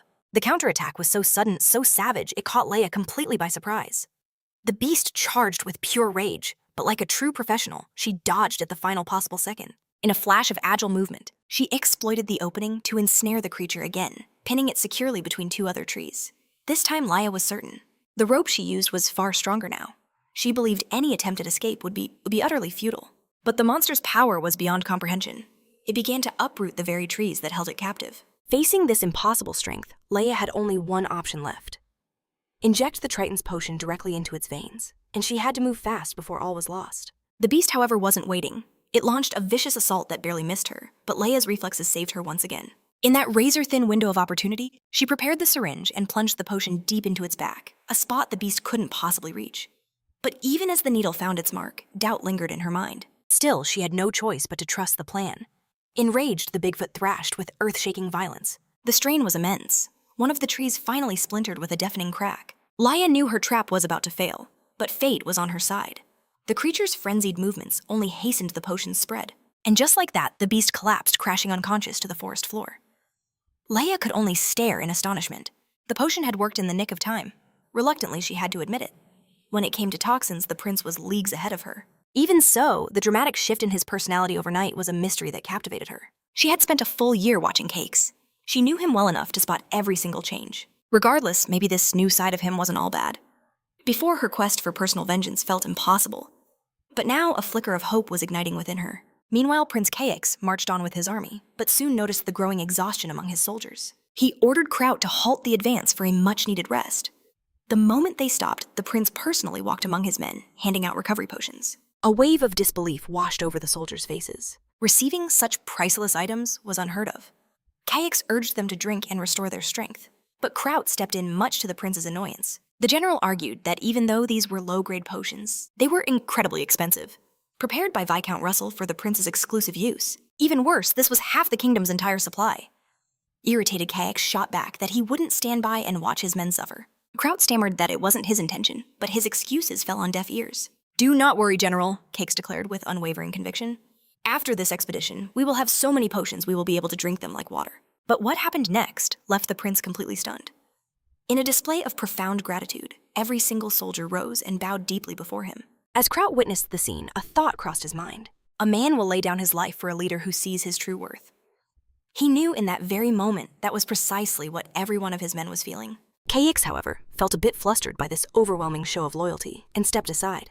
He decided to check his status window and saw his support rate had skyrocketed. With that confirmation, he knew the time was right to push forward. Before long, the army was on the move again, with the prince burning to reach their final destination. Deep into their journey, Cakes suddenly ordered a halt. "We're here," he announced. They had finally arrived, but Kraut scanned the area in confusion. He saw no secret vault, just an open, unguarded clearing in the middle of nowhere. Abandoned? The thought echoed in his mind, a knot of concern tightening as he realized Laia was still silent. Cutting through the confusion, the prince's command was absolute. "Make camp, erect the tent precisely on this spot." Once the shelter stood, he pointed to the map, his finger landing on a single point. "This," he declared, "is the vault's true location." But a wave of disbelief washed over them. The spot was an impossible distance away. Kraut protested instantly. "My prince, if that's correct, it would mean another week of forced marching." He warned that his soldiers were already on their last legs, pushing forward on sheer willpower alone. "Another week like this and we'll lose half our men." Thomas then stepped in, his face grim. "And that is the least of our worries." Staying put for any length of time was like painting a giant target on their backs. The enemy would discover their position and their objective, but Cakes cut them off. "You have misunderstood everything." He explained that while he had pointed to the vault on the map, he never intended for them to march there. Kraut was baffled. "But isn't that our mission? Is your highness giving up?" "No," Cakes replied, his voice filled with unshakable confidence. "The secret entrance is right here. That is why I had you build the tent on this exact ground." With that, Cakes walked to the center of the tent.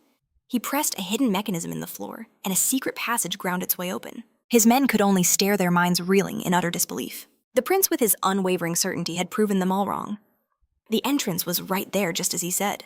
But a single question lingered in their minds. How did he uncover a secret buried so deep? As Cakes prepared to enter, his men quickly blocked his path, warning him of the dangers lurking in an unknown place. The prince waved off their concerns, but they insisted on taking the lead. Intrigued, Kraut approached him. "Young master, you seem to know this dungeon far too well. How did you acquire such information?" "My source is reliable," Cakes replied cryptically, his tone shifting to one of resignation. "I understand I am seen as weak and incompetent. It is only natural that you all doubt my abilities. Kraut quickly interjected. That's not what I meant. But Thomas stepped forward, his voice ringing with conviction. I believe in the prince. A leader who values even the lowest of his soldiers is worthy of my trust. The other men roared in agreement, vowing to follow their young master to the very end if the cause was just. KX looked away, admitting he still felt weak, unable to use mana, and unworthy of such devotion. Thomas, however, offered words of comfort, reminding him of a knight's creed. Not all strength is physical, my lord. True strength comes from the heart. The words moved everyone, and Kraut the old soldier couldn't hold back tears of pride. KX composed himself, his resolve hardening. We can't waste any more time. For the sake of the wounded and exhausted, we are going in now. His allies nodded, preparing to lead the way into the darkness. As he watched them go, a single thought crossed the prince's mind. Leia, I hope you're safe. Far away, Leia had just slain a monstrous Bigfoot. After she carefully collected a blood sample from the creature, enough for her purposes, she set the entire carcass ablaze to erase every trace of her presence. She then climbed the tallest tree to survey the land, knowing the smoke would act as a beacon for other monsters. But from her vantage point, she spotted a far deadlier problem. Moving like ghosts through the forest were members of her own guild. Leia knew they were hunting her. It was only a matter of time. But she had no intention of becoming the prey. If they were the hunters, then she would be the one to strike first. Hooded figures analyzed the Bigfoot's smoldering remains, noting how the body was disintegrated right after the kill. They had no idea who or what was responsible. The leader suspected only a nearby noble house could wield such destructive power. He knew he had to report this emergency to Viscount Servio at once. From a distance, Leia observed the entire scene unfold. She noticed them sealing hunting pouches, a method she recognized as the one scouts used to seal official reports. With a practiced skill, she read the wind's direction, then released the Bigfoot blood she'd collected into the air current. Leia vanished into a nearby tree, waiting for her deadly plan to bear fruit. And the strategy worked flawlessly. The scent of blood carried by the wind and amplified by the raging fire sent the entire Bigfoot tribe into a frenzy. The fury seized not only the smaller beasts, but their leader, an imposing albino Bigfoot. Enraged, it roared, commanding its horde to find whoever was responsible. Returning to his men, the hunter leader knew his mission was urgent. He had to deliver this report to his chief immediately. Racing through the wilderness, his eyes darted through the shadows, scanning for any sign of a tail. He understood that a single mistake could compromise everything. But in the end, his caution meant nothing.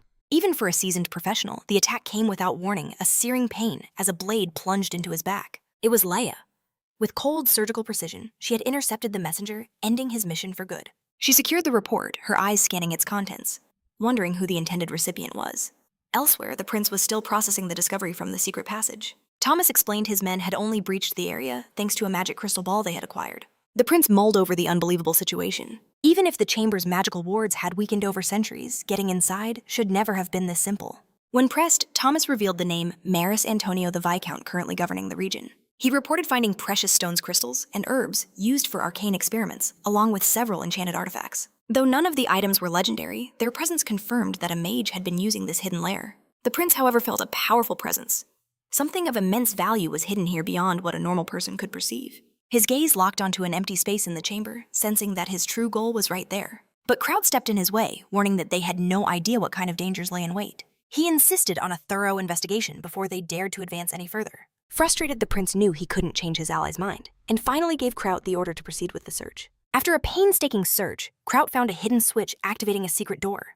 The prince's eyes lit up with anticipation. This was exactly what he'd been hoping for. As they ventured into the newly revealed area, Kraut admitted that despite investigating the ruins countless times, he'd never sensed this hidden space. KX, however, explained that this place was merely a facade, an illusion crafted to hide a much deeper secret. He revealed it was an ancient practice to build fake structures around tombs or labs to deceive would-be intruders. Kraut finally understood this was just another layer of defense.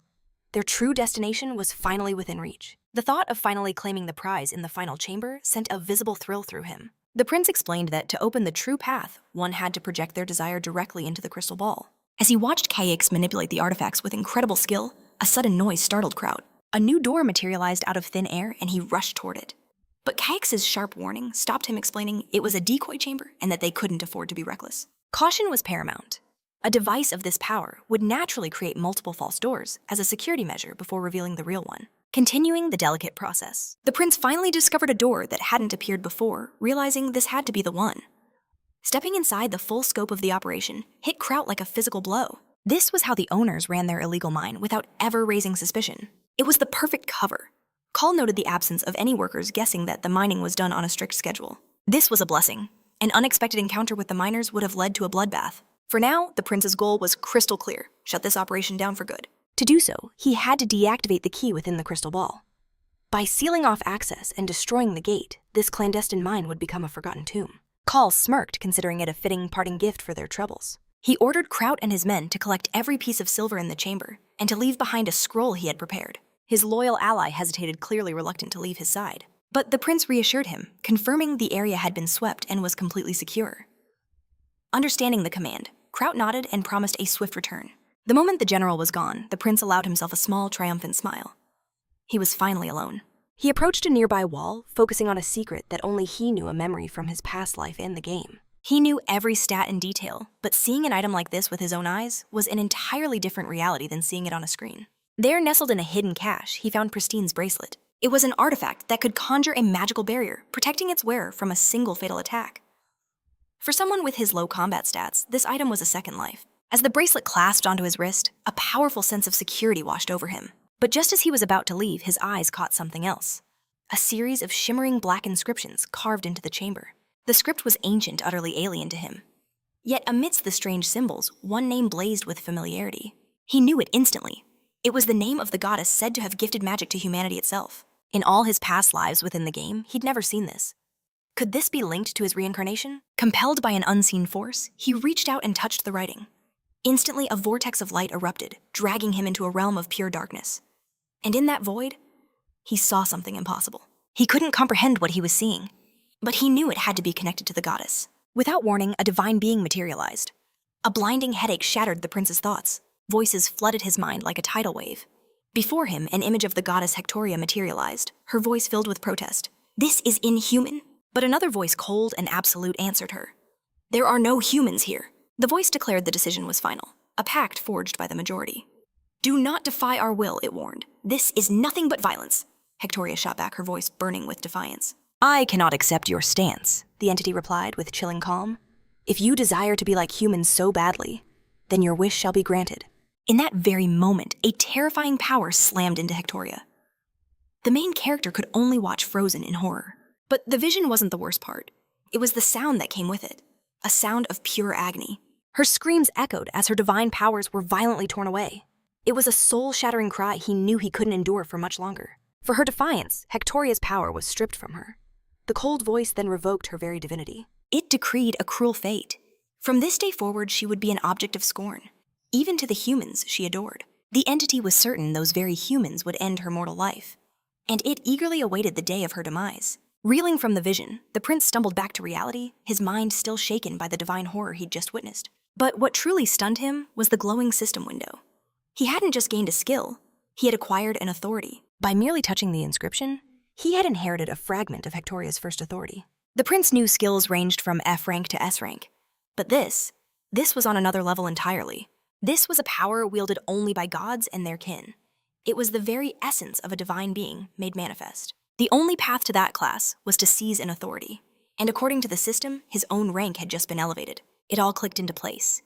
The goddess Hectoria, she must be the one who summoned him to this world. A power of this magnitude could even wound the gods themselves.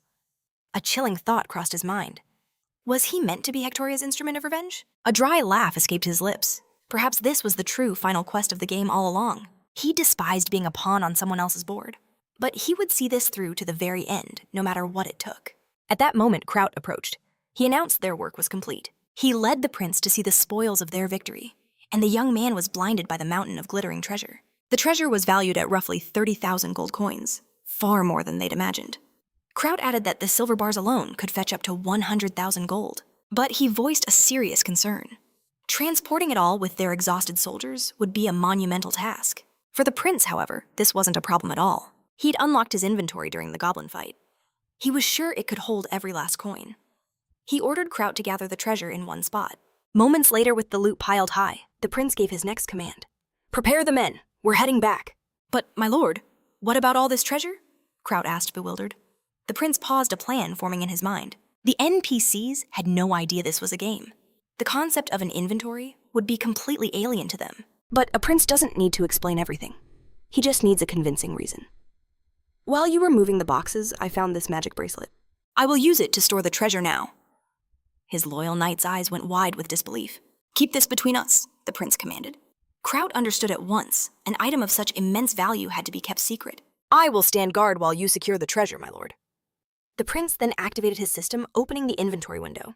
Just like in the game, he began moving the items into the empty space. Unsure of its true capacity, he tested its limits bit by bit. To his amazement, the inventory swallowed the entire treasure hoard without a single issue. With this, his financial worries were over for a very long time. Now all that remained was the journey home. Leaving the chamber, he regrouped with his soldiers. Kraut confirmed they were ready to move out. "Has Leia returned yet?" the prince asked. "No, my lord. I fear she has fled and abandoned you." But Kix cut in, his eyes sharp, declaring it was no coincidence the Bigfoots had fled. In that moment, Kraut realized Leia had been making moves of her own. When Prince Kix finally revealed the true nature of Leia's mission, Kraut warned him that the path she walked was far too dangerous. He may not have had the best impression of her, but he couldn't stomach the thought of her dying in such a place. Kix admitted he tried to include the general in his strategy, but Kraut's refusal forced him to act alone. Kraut remembered hearing the plan, thinking the method was just too reckless. But now he understood his own foolishness. The prince's voice grew grim. Leia's disappearance was a clear sign that something had gone terribly wrong. Since her actions had made their mission possible, he felt a duty to repay that debt by rescuing her himself. He turned to his men, asking if they would follow him. A moment of shock passed through the soldiers, but an order from their lord was absolute. Their immediate roaring enthusiasm surprised the prince. He knew then that he had all the support he needed. Kraut, on the other hand, was struck by a wave of guilt, feeling he hadn't done enough to help. As a knight, he resolved to fulfill his duty with everything he had. The prince ordered Kraut to pick an elite search party while the others secured the cellar. Kix's mind raced, weighing the possibilities. Had Leia been captured by the Bigfoots? Or worse, by the very organization she served? He dismissed the second theory. His pursuers had no way of knowing about this secret mission. It had to be the Bigfoots. Besides, Leia was a master of stealth. She would never be careless enough to jeopardize the entire operation. The real problem was finding any trace of her. Just then, Kraut approached, asking for their destination. The prince's answer was chilling. "We're going after the Bigfoot leader." He handed Kraut a bundle of herbs, ordering him to boil them down and coat their weapons with the oil. Kix's tone left no room for argument. He told the general to stop asking questions and just trust the plan. He would find Leia no matter what it took. Sometime later, the group arrived at the mouth of a dark cave. Kix laid out their strategy. The cave should only hold females, as the males were likely hunting. Their mission: eliminate the nest, then hunt down the males and follow their tracks directly to Leia. He added with a grim smile that this fight wouldn't be like the last. This time, their blades were laced with poison. The group's advance was a thunderous roar, and the monsters inside the cavern quickly stirred from the commotion. Seeing the creatures swarm, Kix gave the command, "They're coming, advance." As the brutal battle erupted, he and Thomas broke away to begin the search. Kix was certain Leia wasn't defeated, just hidden. Finding her was now only a matter of time. The two men began tracking the footprints scattered around the area. In the middle of the search, Thomas casually remarked on Leia's beauty, asking if the prince had feelings for her. Annoyed Kix shot the idea down instantly, declaring the rescue had nothing to do with emotions. Despite the sharp retort Thomas pressed on, saying he never imagined Leia would risk her life on such a mission. The prince explained that Leia was far from a fool. She knew that sticking by his side was her greatest chance for survival. That was the real reason she was cooperating. Her desperate will to live pushed her to seize every opportunity. Internally, Kix's thoughts drifted to the future. The game's first major continental event was the Jabiru Kingdom invasion, where the mountain rangers would be the key players. He'd always assumed they were simple volunteers. But now he suspected a powerful faction like Viscount Servios was pulling the strings from the shadows. Meanwhile, Kraut and his men were finishing their bloody work in the cave, wiping out the last of the monsters. The general roared that there was no time to rest. They had to regroup with the prince. With renewed purpose, they charged off to find their leader. Kraut's respect for Kix had deepened into true awe. He prayed that both the prince and Leia were safe. As he searched for his ally, Kix's heart froze. There on the cold ground lay Leia, encircled by a pack of savage beasts. While Thomas charged forward to hold back the creatures, the prince rushed to her side. The wound was severe. He immediately pulled out an intermediate healing potion, praying it would be enough. At least she was still breathing. Kix knew the potion would work, but she needed to drink every last drop for it to heal her completely. With the monsters finally dispatched, Thomas returned, and the prince quickly asked for his help. Together, they managed to get the potion down Leia's throat. A sigh of pure relief escaped Kix as he saw the elixir begin to glow, knitting her wounds together. At that exact moment, Kraut and his men burst onto the scene. The prince declared their timing was perfect. 1 week later, within the training grounds of Count Shiken's castle, the prince was engaged in brutal physical training. He had reached level 18, nearing the power of a fully grown warrior, a truly remarkable achievement for a boy of only 15. Watching him train Russell was astonished. The young master's stamina had exploded in such a short time, and his physique was becoming truly robust. Kraut, his eyes sharp, added that the prince seemed like an entirely different person, suspecting some secret method was fueling his evolution. But they had no idea. For Kix, this was merely the start of his ascent, and he would not be underestimated. While Kraut was burning to begin sword training, Russell urged caution, insisting that the prince's full recovery was the absolute priority. As the session ended, the prince made a declaration. He had business to attend to at the Magic Tower. His loyal knight Kraut questioned the sudden visit, but Kayix simply stated it was crucial, and he would head to the tower's branch immediately. "You trust the prince completely?" Russell observed. Kraut gave a thoughtful nod. "I don't pretend to understand his every move, but I am certain of one thing. My master's talent is so immense, it's impossible to predict his next step." Beyond that, he genuinely cares for his people and everyone under his command. "How could I ever doubt his integrity?" Russell then confessed. "At first, my job was simply to watch over the young master. But now I can barely keep up with his thoughts. Still, he needs someone to guide his path." "Your authority is needed now more than ever," Kraut affirmed. The old advisor knew that at only 15 and without an official title. He could only complete the succession ceremony after coming of age and reaching a worthy level. "After the previous count passed, I was terrified for the future of our domain," the soldier continued. "But now I see a worthy heir will take his place. After all, the prince is a lion just like his father." Sometime later, at the Shiken Territories branch of the Magic Tower, the prince and his knight were greeted by the director, the woman surprised to see a boy with delicate features alongside an imposing warrior. Not recognizing them, a sly smile appeared on her lips. "Handsome men are always welcome," she cooed, inviting them inside. Her demeanor was nothing like what Kix expected from a powerful mage. Once they were seated, she served tea with a flick of her wrist, using magic to make steam rise from the pot. That casual display of power stunned the prince. Could a fifth-class mage truly be stationed in such a humble branch? The mage introduced herself as Rosen Dreamwalker, and noticing his awe, she asked, "Why are you so surprised?"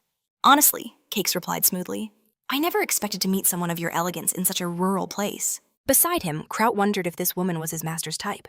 But the prince's interest was purely professional. "It's nearly impossible to reach the 5th class before 20, unless you're a direct disciple of the Magic Tower's master." Rosen seemed delighted by the compliment. "Despite my looks, I am well past 30. Being compared to the Tower Master's disciple is a great honor." Feigning innocence, the prince pressed his advantage. "And what is the secret to such beauty?" "I just sleep well and wash my face," she replied with a mysterious smile. The charming atmosphere vanished in an instant as Rosen's tone sharpened. "So what is the real reason for your visit?" Kraut felt the shift immediately. Without hesitating, the prince answered, "I am here to purchase an explosion scroll." Shock flashed across Rosen's face for a heartbeat before she perfectly masked it. "I see. A very valuable customer indeed." Rosen explained that she would typically charge the standard price for such an item. "However, since I have taken a liking to you," she offered, "I'll give you a generous discount. Let's say just 500 gold coins." Cakes ever, the actor feigned concern. "Will such a low price not cause you trouble?" Rosen simply laughed, reassuring him that even if the branch was in poor shape, the authority of a branch director was absolute. Seizing the opportunity, Cakes made his real move. "In that case, I have one more request. A loan from the reserve fund." The proposal caught her off guard. "How much would you need?" 60,000 gold coins, Cakes replied without a hint of hesitation. Rosen paused. The amount was staggering. But Cakes was prepared, promptly offering silver bars as collateral and promising to pay interest. He assured her that although it was a short-term loan, it would be extremely profitable for her tower. In his mind, Cakes' grand strategy was falling into place. He couldn't use the stolen coins from Gerard's vault, as that would expose his entire plan.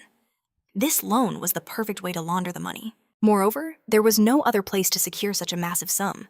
He had to convince Rosen to accept this deal. However, the mage hesitated, clearly thinking the request was far too excessive. For a moment, Cakes feared he'd been too greedy, relying too much on her favor. But then Rosen explained, "The supervisor would reject this, but I have another way. The central supervisors rarely grace us with their presence." She whispered, her tone thick with conspiracy. "If we can keep this between us, I can approve the loan." The conditions were set. Absolute secrecy was paramount.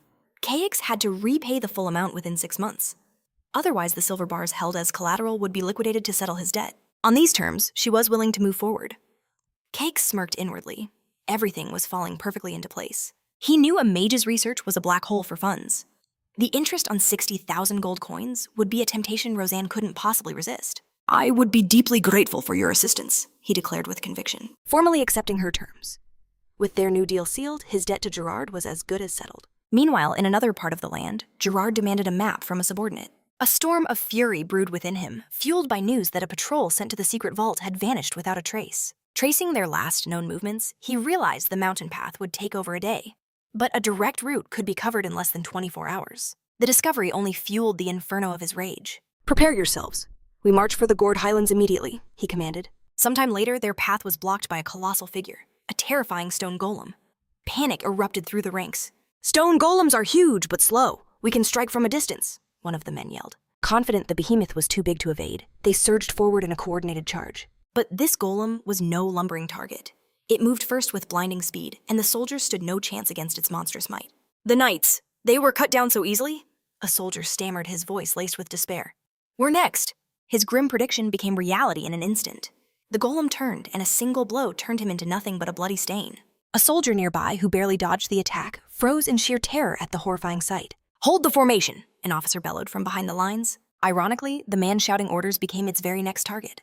A single devastating strike silenced him for good. The rank-and-file soldiers could only watch in stunned horror as their commanders were obliterated one after another. Their morale shattered completely. Soon they too were wiped out, all under the cold, indifferent gaze of Gerard. A golem of this magnitude. Its appearance was no mere coincidence. The group's mage confirmed their worst fears. "There's a puppeteer nearby, a powerful mage," he warned. "To animate something this massive, they must be at least a 5th-class mage." Witnessing the sheer slaughter, the army commander approached Gerard. "We are being decimated. I suggest we retreat and regroup." Gerard dismissed the plea with utter contempt. "Retreat, that is not an option. The tribute to the Marquis must be delivered in 3 days. No excuses. Clear this path within 24 hours. I don't care how many of you die doing it." Back at the magic tower, Cakes casually inquired, "My gift should have arrived by now, shouldn't it?" Roseanne gave him a curious smile. "A gift for a lover, perhaps? Not exactly," Cakes replied enigmatically.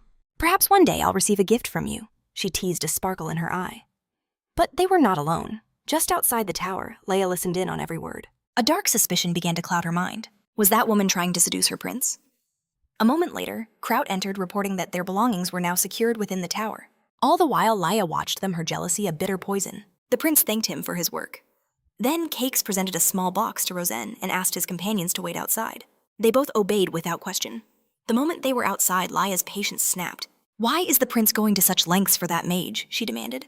Kraut, ever the stoic guard, simply stated he was not at liberty to say. Inside, Roseanne opened the box. Her eyes widened in awe at the sight of a breathtaking necklace. "Can I truly accept something so exquisite?" she asked, completely enchanted. Cakes explained it was a small token of gratitude for the funds she'd arranged. Roseanne reminded him of their secret pact. "This transaction is off the books, so your silence is crucial." But Cakes knew this was merely a pretext. He surmised the real reason was that the mage wanted the loan's interest to go to her pockets, not the central tower. Straight into her own hands. Regardless, he assured her the secret was safe with him. Satisfied, Roseanne smiled. "Business like this is always welcome. Plus, your presence has been wonderful for our scroll sales." "By the way," she added, her eyes sharp with curiosity, "with so many explosion scrolls, are you planning on starting a war?" Cakes had to admire her sharp intellect. So this was the branch chief's power. Her ability to extract information was on another level entirely. He tried to brush off the question with a fiery denial. "I would never do something so beneath me. I'm just here to restock my explosives. My last mining expedition completely wiped out my supply. You waste such priceless scrolls just to dig holes." Roseanne pressed her voice, dripping with skepticism. Kik offered only a cryptic smile, saving the answer for their next meeting.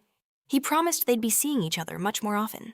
"I'll be looking forward to it," she replied coolly. Stepping out of the tower, a wave of relief washed over the prince. He had secured everything he needed, and his territory's crippling debt was finally gone. Now only one thought remained. Gerard's reaction when he discovered his treasure had been completely plundered. Cakes reflected on his past under Selvio's shadow, where he was treated as nothing more than a roadside weed. But their order to eliminate him had failed spectacularly. Now he's back to claim his revenge on every last person responsible. His plan was to strike from the shadows when they least expected it. He would not rest until his retribution was absolute. Far away, Gerard's platoon was locked in a brutal battle against a colossal golem. They desperately tried to immobilize the monster with heavy chains and stakes, searching for an opening to its vulnerable core.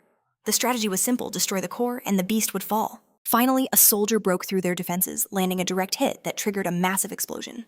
And while it was successful, the blast consumed several of his own men. "Sir, the golems on the path are defeated, but the team is mostly dead or seriously wounded." The squad leader reported, his voice heavy with loss. Gerard, ignoring the sacrifices, gave a cold command. "Open the vault!" A mage stepped forward, handing a crystal key to his master. But as Gerard used the sphere, a cold metallic voice echoed from the gate. "Unauthorized user detected. Activating countermeasure protocol. Step away immediately or you will be eliminated." Shocked, Gerard tried again, wondering what had gone wrong. But every attempt was useless. Access was denied again and again. Master, we must fall back before the countdown ends. We can try again from a safe distance, the mage warned. The group scrambled away from the entrance, but the system's voice boomed once more. Interception program activated. Dispatching containment units to eliminate all intruders. Back on the road, KX finally broke the silence, asking Leia why she seemed so down. The girl confessed it all began when she saw his unexpected kindness toward the tower's mage. The prince, however, simply assured her there was nothing more to it. I was there strictly on business, he clarified. Then abruptly changing the subject, KX posed a startling question. Tell me, what do you think would happen if the Viscount were betrayed? Leia looked utterly confused. Why would anyone do that? The Viscount isn't the forgiving type. He's a perfectionist who despises failure above all else, KX countered with a knowing look. But do you really think a man like Gerard would meekly accept his own death sentence even from the Viscount? Leia paused, the pieces clicking into place. If Gerard learns he's been deceived, he'll do whatever it takes to survive. He wouldn't think twice about betraying the Viscount to save his own neck. Exactly, the prince confirmed. Gerard won't go down that easily. Leia watched his expression in silence, coming to a familiar conclusion. KX was once again moving pieces on a board she couldn't see. A bitter feeling of being left out began to stir inside her. Meanwhile, back on the Gold Plateau, a report came in for Gerard. The monster extermination was a success, but their own troops had been almost completely wiped out in the battle. Blazing fury erupted in his eyes. Gerard ordered a new army be conscripted immediately. But the first priority was to get that vault door open. He decided there was only one way forward. They would blast the door open with a magic scroll, even if it meant destroying the whole site. Moments later, the entrance was nothing but rubble. But as Gerard stepped inside the ruins, a deep sense of dread washed over him. After a short walk, they reached the treasure chamber, only to find it completely bare. Search every corner, Gerard roared. But instead of gold and riches, his men found only piles of scrolls. One of the soldiers discovered in the most brutal way imaginable that these weren't just any scrolls. They were explosive. The first detonation set off a hellish chain reaction, and a massive explosion consumed his remaining shadow allies in an instant. Paralyzed with terror, Gerard realized the explosion had triggered a powerful magic trap, one designed to collapse the entire structure and bury them alive. He knew with certainty that after this colossal failure, the Viscount would have him executed without a second thought. Driven by desperation, he gave the order it was time to activate the emergency plan. One of his men, though trembling, knew exactly what to do. Gerard approached the group's mage, his face a mask of false gratitude. In the very next moment, a soldier's blade plunged into the mage's back. This isn't your fault, Gerard declared with ice in his voice. Your only sin was knowing the secret. My hands were tied. But after the deed was done, a subordinate warned that Cape would never stay quiet. The man had likely sensed something was wrong, and was already investigating the ruins himself. Gerard simply acknowledged it as a minor complication, stating that their emergency plan must be followed to the letter. Sometime later, in Viscount Selvio's domain, Gerard finally presented himself before the man himself. Selvio had received the report the treasure Gerard guarded had been stolen.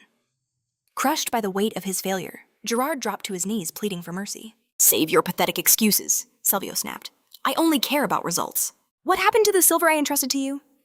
Gerard immediately spun a tale about tomb raiders claiming they tunneled in through the ancient ruins. He fabricated a story, alleging the thieves accidentally set off the security system, which forced them to flee, leaving most of the silver behind.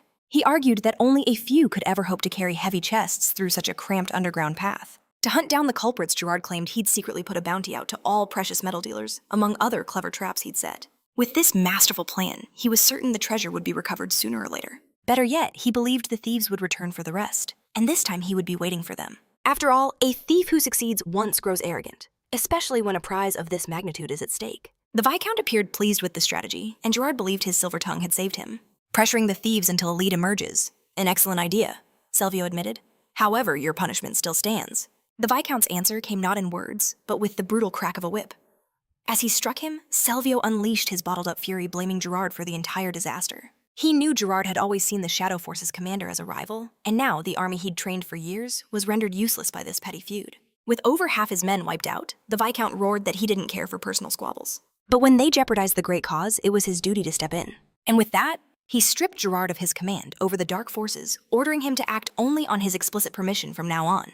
Then the Viscount mentioned the tribute for Marcus Antonio. He ordered Gerard to the Shaken territory to seize their land deed as payment.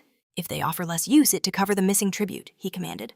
And if they must sell their assets to pay the rest, then so be it. Gerard cursed his fate internally. This was the very fortune he had schemed to claim for himself, and now he had to deliver it all to the Viscount. Despite it all, Selvio made one thing crystal clear. Gerard was far from forgiven. You know exactly what happens if you fail to find that silver? Gerard bowed his head, showing he understood before taking his leave. As he departed the chamber, a servant offered him a potion for a swift recovery. While drinking it, Gerard noticed the servant's own hidden wounds, insisting he also use the elixir, before asking about a man named Jacob. The servant reported that Jacob had been disposed of, having outlived his usefulness. But he revealed a potential replacement, a desert boy with emerald eyes and brown hair, whose features uncannily resembled Prince Cakes. Gerard confessed his distaste for desert folk, but decided he could tolerate the boy for the time being. He then changed the subject, asking how the preparations were progressing. The servant confirmed everything would be ready in 3 days, though the executives were causing some trouble. A wicked smile crept across Gerard's face. More than half the Shadow Squad was gone, and the rest were chasing ghosts in some ruins. This was the golden opportunity for his true plan to unfold. He ordered the servant to count Shaken's estate and to seize everything of value. The more funds they had to start a new life after their escape, the better. The servant hesitated, recalling how that very man had crushed the Shaken family's ambitions against Prince Cakes. Would things truly be so easy this time around? Days later in the Shikeen territory, Kraut announced another visit from Gerard, this time to settle the debt. Russell noted with a grim smile that events were unfolding exactly as the prince predicted, and told Kraut to stay by Cakes' side. Kraut worried he would only be in the way, but Russell assured him his only job was to support his master. Soon after, Prince Cakes faced Gerard, who casually remarked on his improved appearance. Cakes, however, cut straight through the facade. "Spare me the pleasantries. My patience for your arrogance has worn thin. Get to the point." "Very well, I'll be direct," Gerard shot back. "I am here on official business, to execute a seizure. It's been judged that this territory owes 60,000 in gold with no ability to pay. Therefore, I will confiscate whatever is necessary to settle the debt." "And what if I refuse?" the prince challenged. "Then a senior officer will be assigned to you. You'll be under constant surveillance to ensure you don't flee." Kraut immediately stepped forward to defend his prince. He declared he wouldn't let such an insult stand, but Gerard simply sneered. "Violence will only make this worse for you. My authority in recovering funds is absolute." "Is that so?" Cakes mused, his tone dangerously sharp. "Then surely under the right circumstances, there's room to postpone this." A slow smile spread across Gerard's face. The young prince was smarter than he looked. He confirmed that an agreement was possible. And just like that, the prince saw the truth. Gerard was desperate. So desperate he was willing to take a bribe. The fact that he'd arrived to collect the debt so quickly only confirmed it. His own funds had been stolen, and now he was scrambling to cover the loss by any means possible, betting on the territory's inability to pay. "I've already gathered the funds," Cakes announced, wiping the smirk right off Gerard's face. "I will pay the full amount." How could this be? Why the shock? Surely this is good news. Cakes produced a set of bearer bonds from the Royal Chamber of Commerce. Gerard inspected them, his eyes widening as he confirmed they were real. How did the prince get his hands on these so fast? He realized that unlike gold, these bonds were light, easy to transport. If he took these and ran, he could escape the Viscount's wrath and disappear into a foreign land. But in that moment, the prince placed a gleaming bar of silver on the table. "Care to verify it? I have 32 more just like it, in 420 boxes. Gerard's blood turned to ice. The prince was openly admitting it. He was the one who stole the Viscount's treasure. Was this a ploy to report him to Selvios? Could he have known everything from the very beginning? Gerard stared at the boy, wondering if he was even human. If Viscount Selvios discovered this, his life was over. "When the rumors of your misfortune started, Viscount Selvios fled with his secret stash."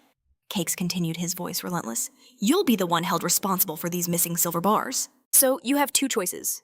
Betray the Viscount and run for your life, or take the fall for his crimes and face a brutal punishment." Seeing the absolute terror in Gerard's eyes, the prince decided to offer him a lifeline. "I can help you survive your escape. Are you interested?" Kraut watched in silence, desperately trying to understand his master's terrifying game. "Just escaping this territory isn't enough," Gerard argued, his voice shaking. "I will provide support so powerful that no one will ever touch you." "Why?" "Because I'm facing one of the most powerful men in the kingdom." "That's precisely why I need your help now. I need protection greater than what a mere prince can offer." "Can you give me that?" "I can," Cakes affirmed. "But everything has its price." He pushed a document toward Gerard. "This is your ticket to freedom." It was a receipt proof that the Shikeen County had paid its entire debt using bearer bonds issued by the royal family. In that chilling moment, Gerard finally understood. Prince Cakes was a monster. He had fooled the entire world, playing the part of an innocent, naive fool all this time. Gerard knew right then. It was far better to be his ally than his enemy, and he quickly signed the paper. Moments ago, he saw a weak boy he could manipulate. Now, he saw a strategist whose mind was far beyond his own. Gerard finally asked what he needed to do. In response, Cakes simply handed the signed contract to Kraut and announced his departure for the capital. Not long after Gerard began his own journey, a pawn set in motion on a much larger board. Cakes finally explained he needed powerful allies, and the most influential pawn for his plan was the king's first son, Prince Gale. Kraut assumed this meant abandoning his current position, but Cakes denied it, assuring him the grand design was still on track. He smirked, saying he had made a fantastic deal for 60,000 gold coins. But the real prize was never about the money. With a mysterious smile, he simply told Kraut he would understand everything in due time. Later, a frantic chief of staff burst in to report a series of disasters to Viscount Selvios. All the top executives of the Mirth Trading Company had vanished without a trace. The company's assets were still on the books, but they had already been liquidated and sold off. Before he could even process the news, another messenger ran in, gasping for air. The Mirth headquarters was being swarmed by debt collectors, creating utter chaos. The cascade of bad news was just beginning. The dark forces were on the move. To make matters worse, instructors from the Gold Plateau Fortress had also vanished, adding to a growing list of those already found dead. After the reports concluded, a suffocating tension filled the air. Just then, a guard named Cape shattered the silence. Forgive the intrusion, my lord. Some of our soldiers have deserted. They've joined the rebels. The Viscount's eyes snapped up. Where did they run to Shaken County? All of them, Cape replied. It's been a week since our forces ambushed Gerard's group. But when we checked the underground prison, he had already vanished. Our trackers are stuck. The Shikine territory is hostile ground, so they can't advance. Selvios wondered, of all places, why would Gerard flee there? He's not foolish enough to choose such an obvious escape route. Unless a dreadful possibility began to take shape in his mind. Chief of Staff the Viscount commanded, "Send someone to the Gold Plateau Fortress immediately. This mission is top secret. Not a single word gets out. And I want you to confirm if the crates of silver bars are still there." But, my lord, from what we know, the entire mine collapsed. Everything should be buried. How could we possibly confirm it? Find a way, Selvios retorted, his voice like cold steel. Even if you have to dig it out with your bare hands. Turning to another subordinate, he issued his next command. Gale, as of now, you are the new squad leader. Bring the trackers back. I won't risk our spies' cover for a fugitive who is probably long gone. But make no mistake, the hunt is not over. Dispatch a boat to monitor the Aran River. If no one appears in the next 2 weeks, it means they're still trapped inside the kingdom. And that means we will have our chance to capture them. Finally arrange a meeting with Marcus Antonio. Sometime later within the Marquis's castle, his host greeted him with a wry smile. It seems even a perfectionist like yourself can fail from time to time, Selvios. It's nothing serious, the Viscount replied, masking his frustration. Only one of the hidden bases I built has disappeared. But since that incident, nothing has gone right. Perhaps we were too hasty in our judgment. No, Selvios countered. It was the perfect opportunity to eliminate the rising star, Count Colin Shikine, before he could reach Class 7.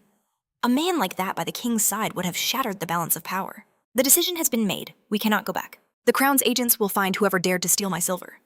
And what of the arrogant Shikin clan, Antonio pressed? Should we declare war? Diplomacy might be the more effective weapon here, Selvios mused. My intelligence confirms it. The Shikin territory has not yet replaced its representative on the Council of Nobles. The current one, Tigram, is our man. We can use him before they even know what's happening. Meanwhile, KX was calmly analyzing the situation with Kraut. Viscount Selvios will not declare war. He'll resort to diplomacy. He must know about Gerard's betrayal by now, and that I likely helped him escape. But war is costly, and diplomacy is a far cheaper solution. So what is their strategy, Kraut asked. Outside of total war, feudal lords rarely leave their own castles. Therefore, their battles are waged in the capital's political arena, fought by representatives who champion their interests. The Council of Nobles exists for that very purpose, Kraut realized. Should we send our own representative to fight for us? Do you have someone in mind? Ursel Tagram is the logical choice, but he is Lady Stella's most trusted aide. Despite the absolute gravity of the situation, Kraut noticed the prince's unwavering calm. He wondered if this was all part of his master's grand design. To his surprise, Cax simply smiled. It is always best to leave some openings for your enemies to see. Acting with absolute perfection drives your adversaries to desperation, making them search recklessly for any perceived weakness. And in that moment of desperation, we can be caught off guard. The city of Alcenia, with a 500-year history, stood as the capital of the Roaring Kingdom, home to 250,000 people. It was the nation's very heart, the city where King Clivio Carau's castle presided over all. And at this very moment, the king himself was about to begin his morning court. What is the first topic of the day? One of the royal advisors announced the first item on the agenda. The succession of Shaken County. The king's expression turned somber. The death of Count Shaken was an immeasurable loss. However, the county cannot be left without a leader. Is a representative present? Immediately, Ursel Tigram was announced as the county's spokesman. Report the details that the king ordered. Tigram bowed deeply and began his report, claiming the county was in a state of chaos. It grieves me to report this, your majesty, but Cake Shikin, the late count's firstborn son, has usurped power through military force. He has falsely accused the count's widow of attempted murder to imprison her, and worse, has permanently sealed his half-brother's mana flow. The king's eyes widened in disbelief. That is unusual indeed. The young prince has attempted to take his own life before Tigram continued with false concern.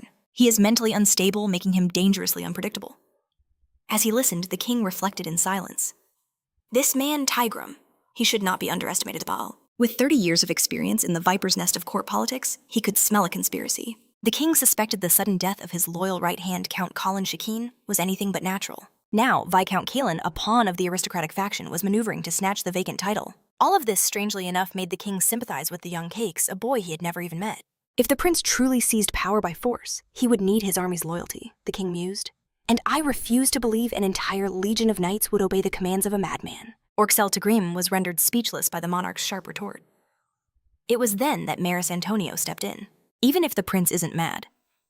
Your Majesty, he has accused a man of a terrible crime without a proper trial. Not only that he sealed a potential heir's power source, crippling him for life. I request that your Majesty summon Cakes to the capital so the House of Lords can properly assess his mental state. The king knew the House of Lords couldn't be trusted, but he granted the summons. Prince Cakes will be called. However, the investigation will be handled by the Royal Palace's own administrative department. The House of Lords may send a witness. When the meeting concluded, Antonio turned on Viscount Silvio. Do you have anything to report? We have a serious problem, the Viscount replied grimly. The king is shielding that brat. Antonio snarled. It seems the king is displeased that Chicken County has fallen under our influence. But I hardly see that as an unbeatable obstacle, Silvio smirked. And how do you propose we overcome it? The Marquis demanded. By making you the king's father-in-law. Antonio flinched in surprise. You want to waste my daughter on an old man already knocking on death's door? It wasn't the idea of using his daughter that bothered him, but squandering such a valuable card on a temporary alliance. I'm not talking about the current king, Silvio clarified. I'm talking about his successor. And with a little luck, we can arrange that transition within the next 5 years. The Marquis grinned, thrilled by the sheer audacity of the scheme. And how exactly do you plan to replace a king? A few days later in Chicken County, Cakes received a royal letter. Kraut, his ally, informed him it was a direct message from the king himself, and got straight to the point. You have been summoned to answer for the accusations against you. What accusations? Cakes scoffed. It is suspected that you are not of sound mind. You must prove your sanity before a tribunal. Cakes simply laughed at the ridiculous situation. There's no reason to waste our time with this. I'll have Russell draft a polite refusal. Prince, are you seriously going to defy a direct order from the king? Kraut asked, his voice filled with concern. I will not jump just because the king snaps his fingers, Cakes declared. At this very moment, my enemies are praying I leave this castle so they can spring their ambush. Leaving now would be walking straight into the lion's den, giving them exactly what they want. I doubt they'd dare attack a prince in broad daylight, Kraut argued. But if they did, I would lay down my life to protect you. I don't need protection because I am not leaving, Cakes stated firmly. Instead, I will send someone to the capital to act as my proxy. And I have the perfect person in mind. Is the prince referring to Gerard? Kraut asked. 2 weeks later in the royal capital, Marquis Antonio was fuming before the king. Even after being summoned, Prince Shakeen has offered nothing but excuses instead of appearing. I suspect he's plotting something sinister. And what sort of plot would that be? The king inquired, his face unreadable. Cakes sealed his half-brother's power for no good reason. He's clearly afraid of facing punishment. And what does the Marquis suggest we do? I will go to Chicken County myself and investigate the prince's situation personally. Antonio volunteered. The king authorized the Marquis's journey. Then his herald prepared to announce the next item for the meeting.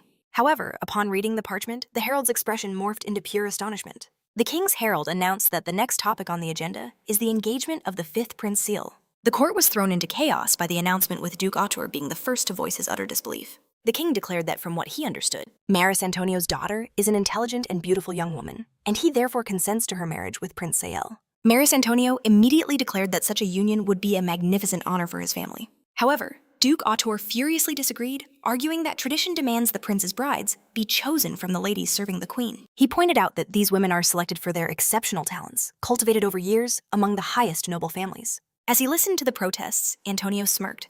Satisfied his political gambit had caught everyone off guard, the king then turned his cold gaze to the duke.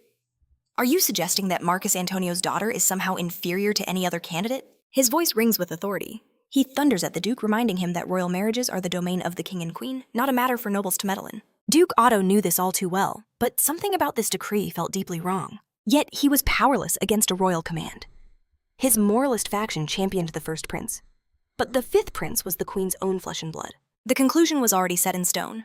The king planned to bypass his firstborn, naming his 5th son as the heir to the throne. In that moment, the moralist faction was utterly abandoned by the crown. The very ground beneath their feet began to crumble. Just as the tension reached its peak, the first prince strode into the meeting room, declaring he had urgent news. You were not summoned, the king warned, his voice laced with ice. Leave at once. I will not. The prince shot back, his gaze unwavering. Not until your majesty hears what I have to say. Faced with such open defiance, the king's eyes narrowed. Are you challenging my authority? The prince denied it, but the king pressed on, stating that to refuse his command was an act of disobedience. He made it crystal clear he would tolerate no interference in Prince Seal's marriage. But the first prince declared he had no intention of meddling in his brother's affairs. Instead, he claimed to have found critical information on another matter entirely, something both the king and the assembled nobles had to hear. And what might that be? The king asked, his curiosity finally outweighing his fury. The prince revealed his bombshell. A letter had arrived from Russell Nigel, the governor of Shaken County. At that name, the king's brow furrowed. Why bring up a matter that has already been put to rest? Duke Otto seized the opportunity to intervene. He argued that the issue was far from over, and this letter could finally shed light on the truth of the Shakian territory. He stressed that the complete silence from the region was deeply concerning, making this correspondence absolutely vital. Furthermore, the Duke pointed out the obvious bias, Marque Antonio. The man leading the investigation was the Lord of Viscount Selvios, one of the accused parties. Is the Duke implying I cannot be trusted? Antonio hissed, his voice dripping with irritation. I am merely stating facts, the Duke replied calmly. Appointing an involved party as a mediator is inherently biased. And how can we trust this Viscount Russell? Antonio countered. For all I know, he's in league with Prince Cakes, a potential accomplice to his crimes. Duke Otto passionately defended Russell's honor, declaring him the former leader of the legendary Blue Lions. He was a master of the sword, a knight whose very soul despised injustice. He reminded them all that Russell held the Royal Order of Honor. It was unthinkable that a man of his stature would send a letter filled with lies. After all, in a nation known as the Land of Knights. If a national hero's word meant nothing, then what authority was left to believe in? Does the Duke no longer trust his own country's government? Antonio sneered. Enough? The king's voice cut through the bickering. His patience worn thin, he conceded that Duke Otto had a point. Cowed by the king's authority, Antonio immediately backed down, claiming he never doubted Russell's credibility. And with that, the king gave his permission. He commanded the prince to read the letter aloud for all to witness. The prince began. The letter's contents were explosive. Russell Nigel reported a direct assassination attempt on Prince Cakes' life. He detailed how Prince Grambine, in a desperate bid to escape a harsh sentence, had sealed his own manicycle. Russell wrote that every punishment was carried out in his name with the full consent of the other knights present. He sent this report directly to the king and the lords, ensuring no doubt could remain about the events that transpired in his county. After the reading, a lord stepped toward the prince, his eyes fixed on the document. It was Marquis Souvenir, known throughout the land as the Sword of the Kingdom, the very embodiment of their military might. He announced that he had served beside Russell in the Royal Guard and knew his signature well. To Souvenir, Russell was a true ally and the pinnacle of knighthood. He examined the letter for a moment, then confirmed its authenticity without a shred of doubt. He saw right through Antonio's web of lies. For Antonio, the walls were closing in fast. His entire scheme to crush the moralist faction and marry his daughter to the future king was about to be shattered by Souvenir's testimony. But the first prince's sudden appearance had shifted the very balance of power, drawing all eyes to him. This changed everything. The first prince's faction was the sworn enemy of Prince Sale's supporters. A fierce rivalry he could perhaps twist to his advantage. But to escape this trap, he first had to extinguish the fire in Shaken County. I do not doubt Viscount Russell's word, Antonio said, his tone shifting as he launched a new strategy. However, the claim of Prince Grandbine's involvement rests solely on the word of a captured assassin. An investigation is crucial for hard evidence, Otto declared. But we cannot allow the count's title to lie vacant. Prince Cakes is merely 15. Antonio scoffed. I hear he lacks even the most basic knightly skills. At the very least, he must first reach the level of swordmaster. Otto balked at the absurd demand.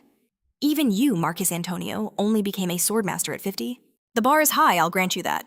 Antonio admitted, a venomous smirk playing on his lips. But to claim a noble title, the boy must prove his worth by becoming a mana user. At 15, reaching class 4 would take him 3 to 4 years. The time frame was long, Otto mused, but he felt secure knowing his rivals wouldn't dare start a war, especially with the grand royal wedding on the horizon, which would undoubtedly delay any conflict. And so before the entire court, the king declared his royal decree. A special task force would investigate the plot against Prince Cax, and if they uncovered undeniable proof, then disciplinary action would be swift. However, the investigation would end the moment Cax became a class 4 user. Should the prince achieve this rank before the inquiry ends, the team would be disbanded, and he would inherit the county of Shakan. Publicly, Antonio praised the king's wise judgment, but his mind was already weaving a web of deceit. He inwardly laughed at Ator's foolishness for believing that weakling Cax was capable of such a thing. That frail boy would never reach that level. This decision, cloaked in fairness, was the perfect stage for his own master plan. Antonio savored the thought of Ator's face twisted in fury when he finally realized he had been played. The Shakan family had been a thorn in his side for far too long. Now he finally had a way to bring them to heel. That night, Marcus Antonio summoned Lanciano to his chambers. He decided his own intelligence agency, Varieta, was perfect for this delicate task. When Lanciano appeared, he was given a single crucial order. Viscount Selvios was to know nothing of this. Lanciano hesitated. My lord, the Viscount is too sharp. Deceiving him will be difficult. But difficulty was no excuse for failure. Sensing the Marquise's dark aura, Lanciano quickly fell silent and awaited his command. Use one of the dark knights just like last time. Handle this cleanly without a trace leading back to me. Understood, Lanciano replied, bowing low. I will arrange everything. Meanwhile, at Prince Gale's castle, the air was thick with celebration. Standing before Gerard's, Prince Gale showered him with praise for their recent victory. The instant the royalist faction faltered, you seized the moment and united everyone. No one else could have pulled off such a daring plan. Gerard could scarcely believe it himself, knowing the true architect behind this victory was actually Prince Cakes. But he had to accept the praise. The truth of Cakes' involvement must remain a secret. Gale, for his part, seemed to understand. He knew Gerard was once the Viscount's advisor, and guessed Antonio and Silvio were already plotting their comeback. Gerard, however, urged caution. Your Highness, do not underestimate them. Their plot may have failed, but they are still more than capable of achieving their goals. Gale had to admit he was right. After all, the engagement between Antonio's daughter and his half-brother still stood, and in royal marriages, the king's will is absolute. But Gale didn't seem worried in the slightest. Gerard's warning grew more dire. They will likely move against the king after the wedding, which would make you their next target. He tried to soften the blow, adding, I don't mean to alarm you. You have already escaped the shadows and become the sun itself. Now is the time to strengthen your bonds with your allies. But the flattering comparison went straight to Gale's head, causing him to completely ignore the crucial advice that followed. Instead, he declared his new ambition. I will bring the Shikon territory into my faction. Gerard considered it. Not a bad idea since the prince had read Russell's letter himself, a fact they could use to their advantage. But he issued a warning. Be careful not to offer them too much. You don't keep feeding a fish after you've already caught it. Gale remarked. Since you delivered the letter, I assumed you had a strong connection with the Shikon family. That's a misunderstanding, Your Highness, Gerard clarified. My assistance was simply me repaying an old debt, nothing more. But as Gerard looked into Gale's eyes, he saw a startling resemblance to Cakes. It felt as if someone was staring straight into his soul. Shaking off the strange feeling, Gale forged ahead. I'll leave for the Shikon territory at once, Gerard prepare a declaration of my support. He didn't care if they rejected him. The journey itself would be enough to make his enemies question his motives and sow chaos among their ranks. For Gerard, who had planned to tighten his influence over the prince, he couldn't help but wonder about Gale's sudden obsession with the Shekshin territory. But with no way to stop him, all he could do was offer a hollow wish for a safe journey. A few days later, Russell found Prince Cakes in the Shekshin territory and cut straight to the chase. Your Highness, you must reach Class 4 as fast as humanly possible. Cakes wasn't worried, replying that he was already planning a dungeon run to level up. But Russell immediately shot down that idea, declaring that a prince shouldn't resort to such reckless methods. He assured him that a special path to Class 4 had already been prepared. With that, he grabbed the stunned prince and dragged him straight to the training grounds. Soon after, the soldiers could only watch in horrified silence at the sheer brutality of the prince's new regimen. Russell wasn't holding back in the slightest, and Cakes felt every agonizing blow. He was on the verge of collapse, never imagining his end would come from being trained to death. The very next morning, Russell was back to wake him for more. A desperate Cakes protested, screaming that he couldn't take it anymore. At this rate, his body would completely shatter. But Russell simply scoffed, asking if he'd give up so easily when anyone could reach Class 5 with enough dedication. Russell himself was living proof of that fact. Cakes fired back that his body was covered in injuries and he wasn't using any potions. He had to save every coin, and healing elixirs were a luxury he couldn't afford. However, Russell dismissed the excuse, reminding him that the kingdom's finances were finally stable thanks to his hard work. Your vacation is over, he declared. It is time to resume your duties. Though his muscles screamed in protest, Cakes was forced to lift the wooden sword. Even as a training tool, its strikes were agonizingly real, a fact he now knew all too well. Fed up with being a human punching bag, he decided he had to find a way out of this hell. Just then, a critical piece of game knowledge flashed through his mind.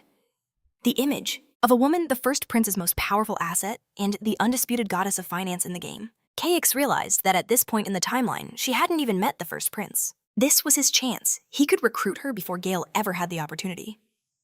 Seizing a moment while on the ground, Cakes called a stop to the training.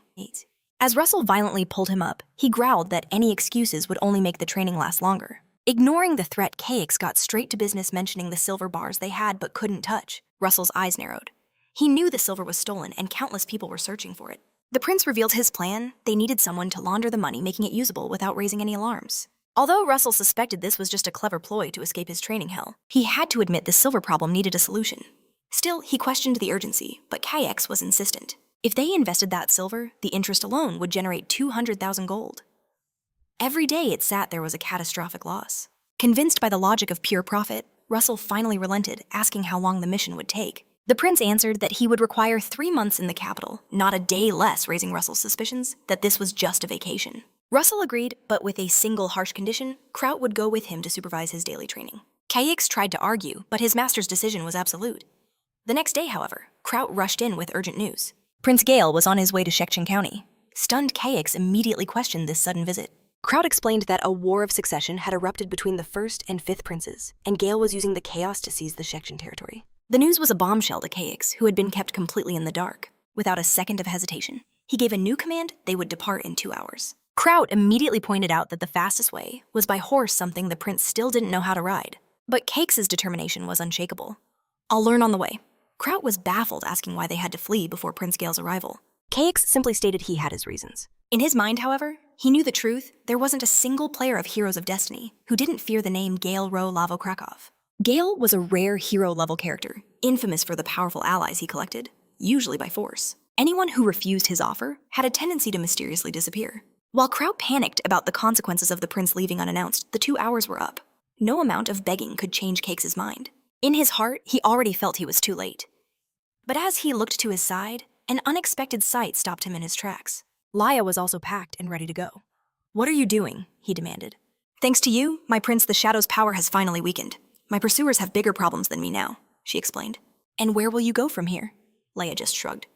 "Honestly, I haven't decided. I've chased freedom my whole life, but now that it's mine, I'm lost. I suppose I will simply follow my heart." But the prince cut her off, a new strategy already clicking into place. "In that case, I have a proposition for you." The prince revealed his own plans to journey toward the Holy Empire of Granada when the time was right. Laya's interest was piqued. Were there artifacts there, or manipulation arts even a woman could master? He expected her suspicion, but to his surprise, Leia simply said she trusted him, thanking him for the invaluable lead. She expressed a sincere wish that their paths would cross again. In his mind, the prince agreed, but his heart declared it would never happen. There was simply no reason for it. Leia had no high-level talent, and he had already taken everything of value from her. This was goodbye forever. Yet, knowing his own cold calculations, he chose to let her keep that sliver of hope. As ruthless as he tried to be, a small part of him secretly hoped that fate would one day bring them together again. After their farewell, the prince made his way to a cemetery to the grave of Albu, the soldier who had sacrificed himself to save the prince's life. Staring at the headstone, he knew Albu's death was more honorable than any other. But a bitter guilt began to consume him. He had used that soldier with the same cold, calculating heart he had just shown to Leia. And in that moment, a devastating realization struck him. He was treating the people around him like disposable characters in a game.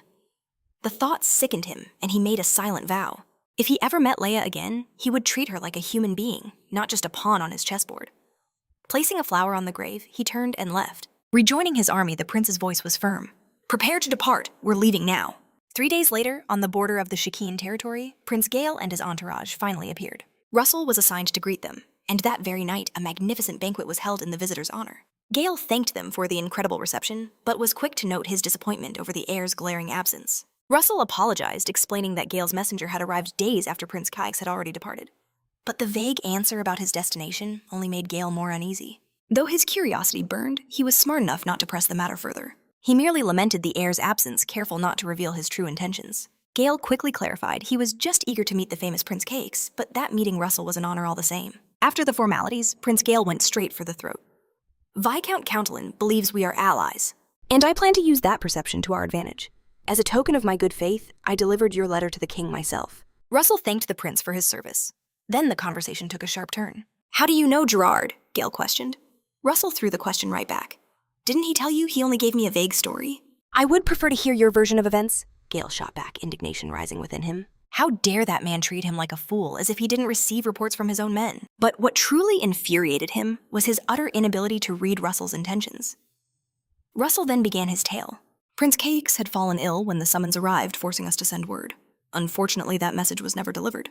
Was there trouble with the messenger on the official road? Gale probed. "We found out his horse stumbled and he broke his ankle. It was in that exact moment that Gerard appeared with an offer. He demanded our help to escape from Servio. In exchange, he vowed to forgive the Shekhin territory's entire debt and ensure our message reached the capital," Russell concluded. "I never imagined such a situation, but it was absolutely critical that the letter arrive." When the story ended, Gale found nothing suspicious.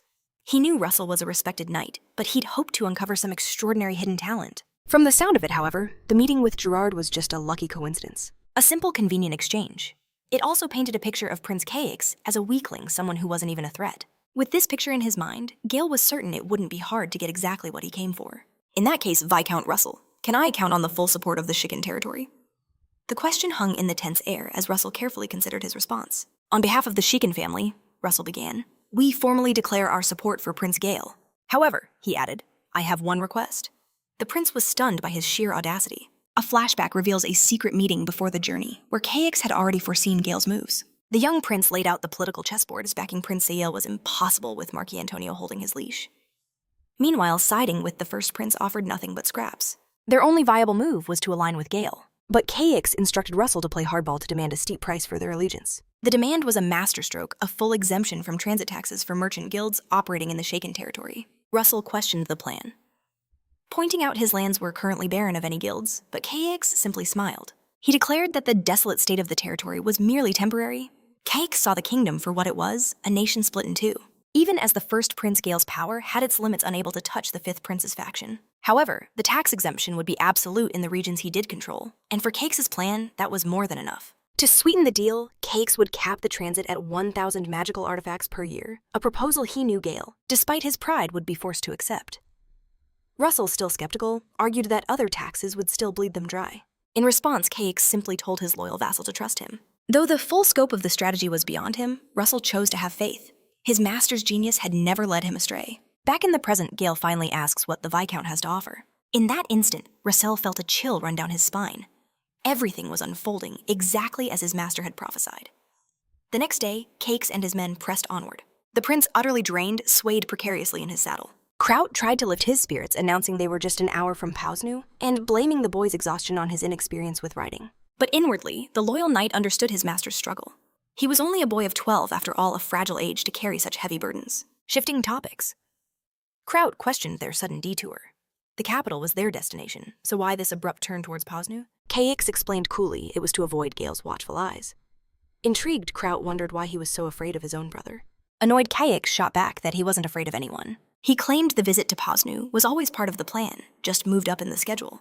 Kraut couldn't help but find the prince's flustered reaction completely adorable. But Caix knew better. If they kept seeing him as a child, he would never gain the respect he needed to survive. He had to break through to the 4th class, and training with Russell would take a lifetime. This was the real reason for their journey to Pausnu. His secret objective was to conquer the dungeon near the city, a legendary feat that promised the ultimate prize, a coveted S-rank skill. Dungeons of that level were exceedingly rare, and his physically weak body made the quest a monumental challenge. That was precisely why he'd gathered this team. If anyone discovered his true intentions, his plans would be ruined. But Pausnu was a lawless city, free from the prying eyes of nobles, and the perfect place to hire mercenaries for the dangerous expedition ahead. Soon, the imposing walls of Pausnu rose up from the horizon. As they reached the gate, a guard stopped them, requesting the prince sign the visitor's log. Once they'd secured rooms at a local inn, Caix gathered his men. He praised their hard work on the grueling journey, declaring that they had all earned a night of celebration. With a charming smile, he asked for the best spot in town to let loose. The suggestion was met with a roar of approval from the soldiers. Kraut ever, the guardian, looked uneasy, but his concerns were washed away by the tide of excitement. The group descended upon a lively square, a festival of sights and smells, with stalls overflowing with food and drink. In the heart of the chaos, a young boy darted towards them, inviting them to his tavern. He boasted it was the greatest place to drink in the entire city. His confidence piqued, Caix accepted the offer. Inside the tavern, the prince ordered a round for all his men. Kraut, however, was the only one to refuse a drink, drawing curious glances from his comrades. He explained calmly that someone had to remain sober, a vigilant shield to protect the prince. While his men reveled, Caix made his way to the boy who had led them there. He told him they had important business to discuss. The boy seemed confused by the sudden seriousness, until Caix asked if he knew of a quieter place. The youth hesitated, warning that he'd be in trouble for luring away a paying customer. But Caix smoothly explained that his soldiers were having the time of their lives and he wouldn't dream of spoiling it. He then sealed the deal with the promise of a generous reward, revealing a gleaming gold coin. The boy's eyes widened in disbelief. He eagerly agreed on one condition: no drunkards could tag along. The prince nodded and called for Kraut alone to follow.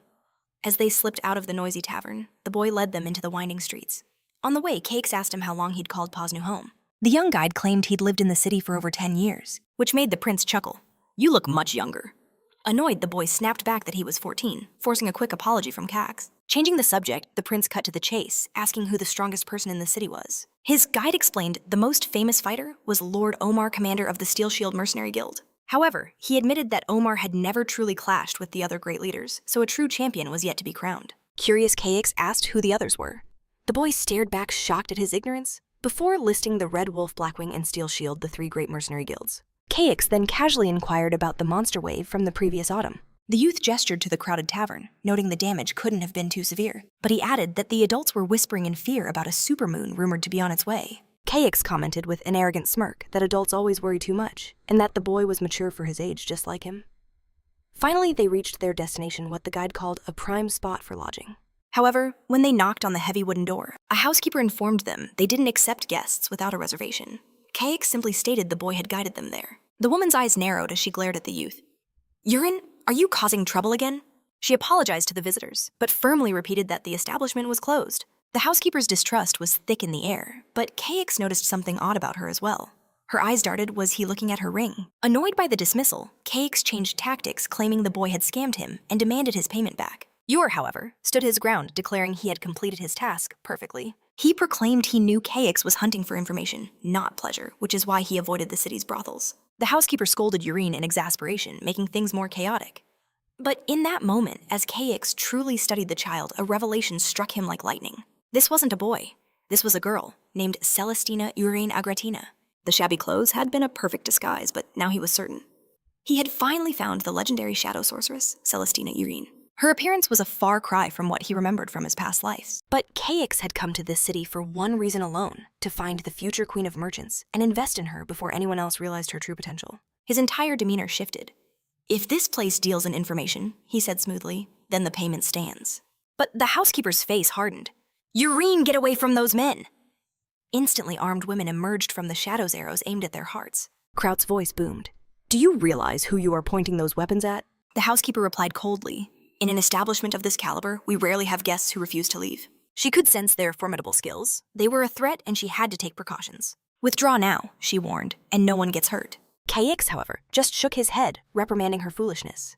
"If you treat all potential guests like this, you will never find powerful allies." Yurin tried to step in, but it was useless. With a sly smile, Cakes complimented the housekeeper's beauty, adding that she wasn't nearly as sharp as her young mistress. The woman's mind raced. She recognized his talent, but couldn't risk exposing their identities. Deciding to play along, she asked who he was. "You should already know," Cakes replied, his gaze intense. "Remove the ring and give me the girl." Stunned, the woman whispered, "How did you know about the ring?"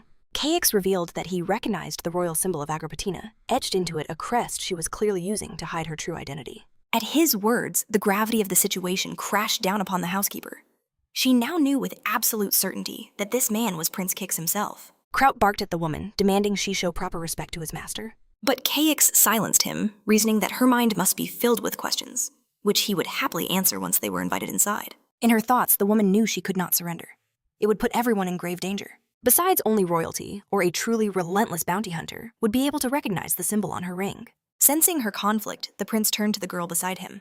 "What do you think you—" "The more complex a problem, the simpler the answer," she replied with unnerving calm. "The prince is intelligent and possesses a flawless memory. The royal crest is depicted in many history books. He must have seen it in his studies." "It is after all just the crest of a fallen kingdom. There is nothing special about it." Cake smiled. "A remarkable insight." "The prince is quite perceptive himself," she retorted. "Enough with the pleasantries." The housekeeper cut in her voice like steel as she signaled her guards. "Lower your weapons. This area is far too exposed. I invite you inside, where we can speak properly." Once they were within the main hall, the governess gestured for them to take a seat. KX had infiltrated their base just as planned, but he had to admit the tension in the room with this woman was suffocating. "Choose your next words carefully," the hostess warned. "I haven't decided if you'll be leaving this place alive, so convince me. And for starters, show some proper hospitality." "How about you serve us some tea?" the prince suggested, completely unfazed. At the governess's signal, servants quickly brought out the refreshments. And in that exact moment, the final puzzle piece clicked into place inside Cakes' mind. He remembered the game Destiny of Heroes. Yurin was a key member of the Children of Ardona, a powerful shadow organization. She was also Prince Gale's greatest asset, a genius of finance whose ability to generate wealth was absolutely legendary. For that very reason, KX planned to invest his stolen funds with Yurin, knowing that for a true merchant trust is the ultimate currency. But the Yurin before him was still so young. Perhaps he should wait until she grew into the titan he remembered from the game. Or maybe it would be smarter to mold her himself before his rival Prince Gale could ever reach her. Seeing the prince sip his tea without a care, the governess finally asked, "Does the thought of it being poisoned not cross your mind?" Not at all, he replied with an all-knowing smile. If it were, my senses would have warned me. I can't move forward without a guarantee you'll keep our secret, KX declared, cutting straight to the point with a shocking offer. 100,000 gold coins. But first, can you promise you won't just take the money and disappear? The sudden proposal left the governess utterly speechless. A new voice cut through the silence.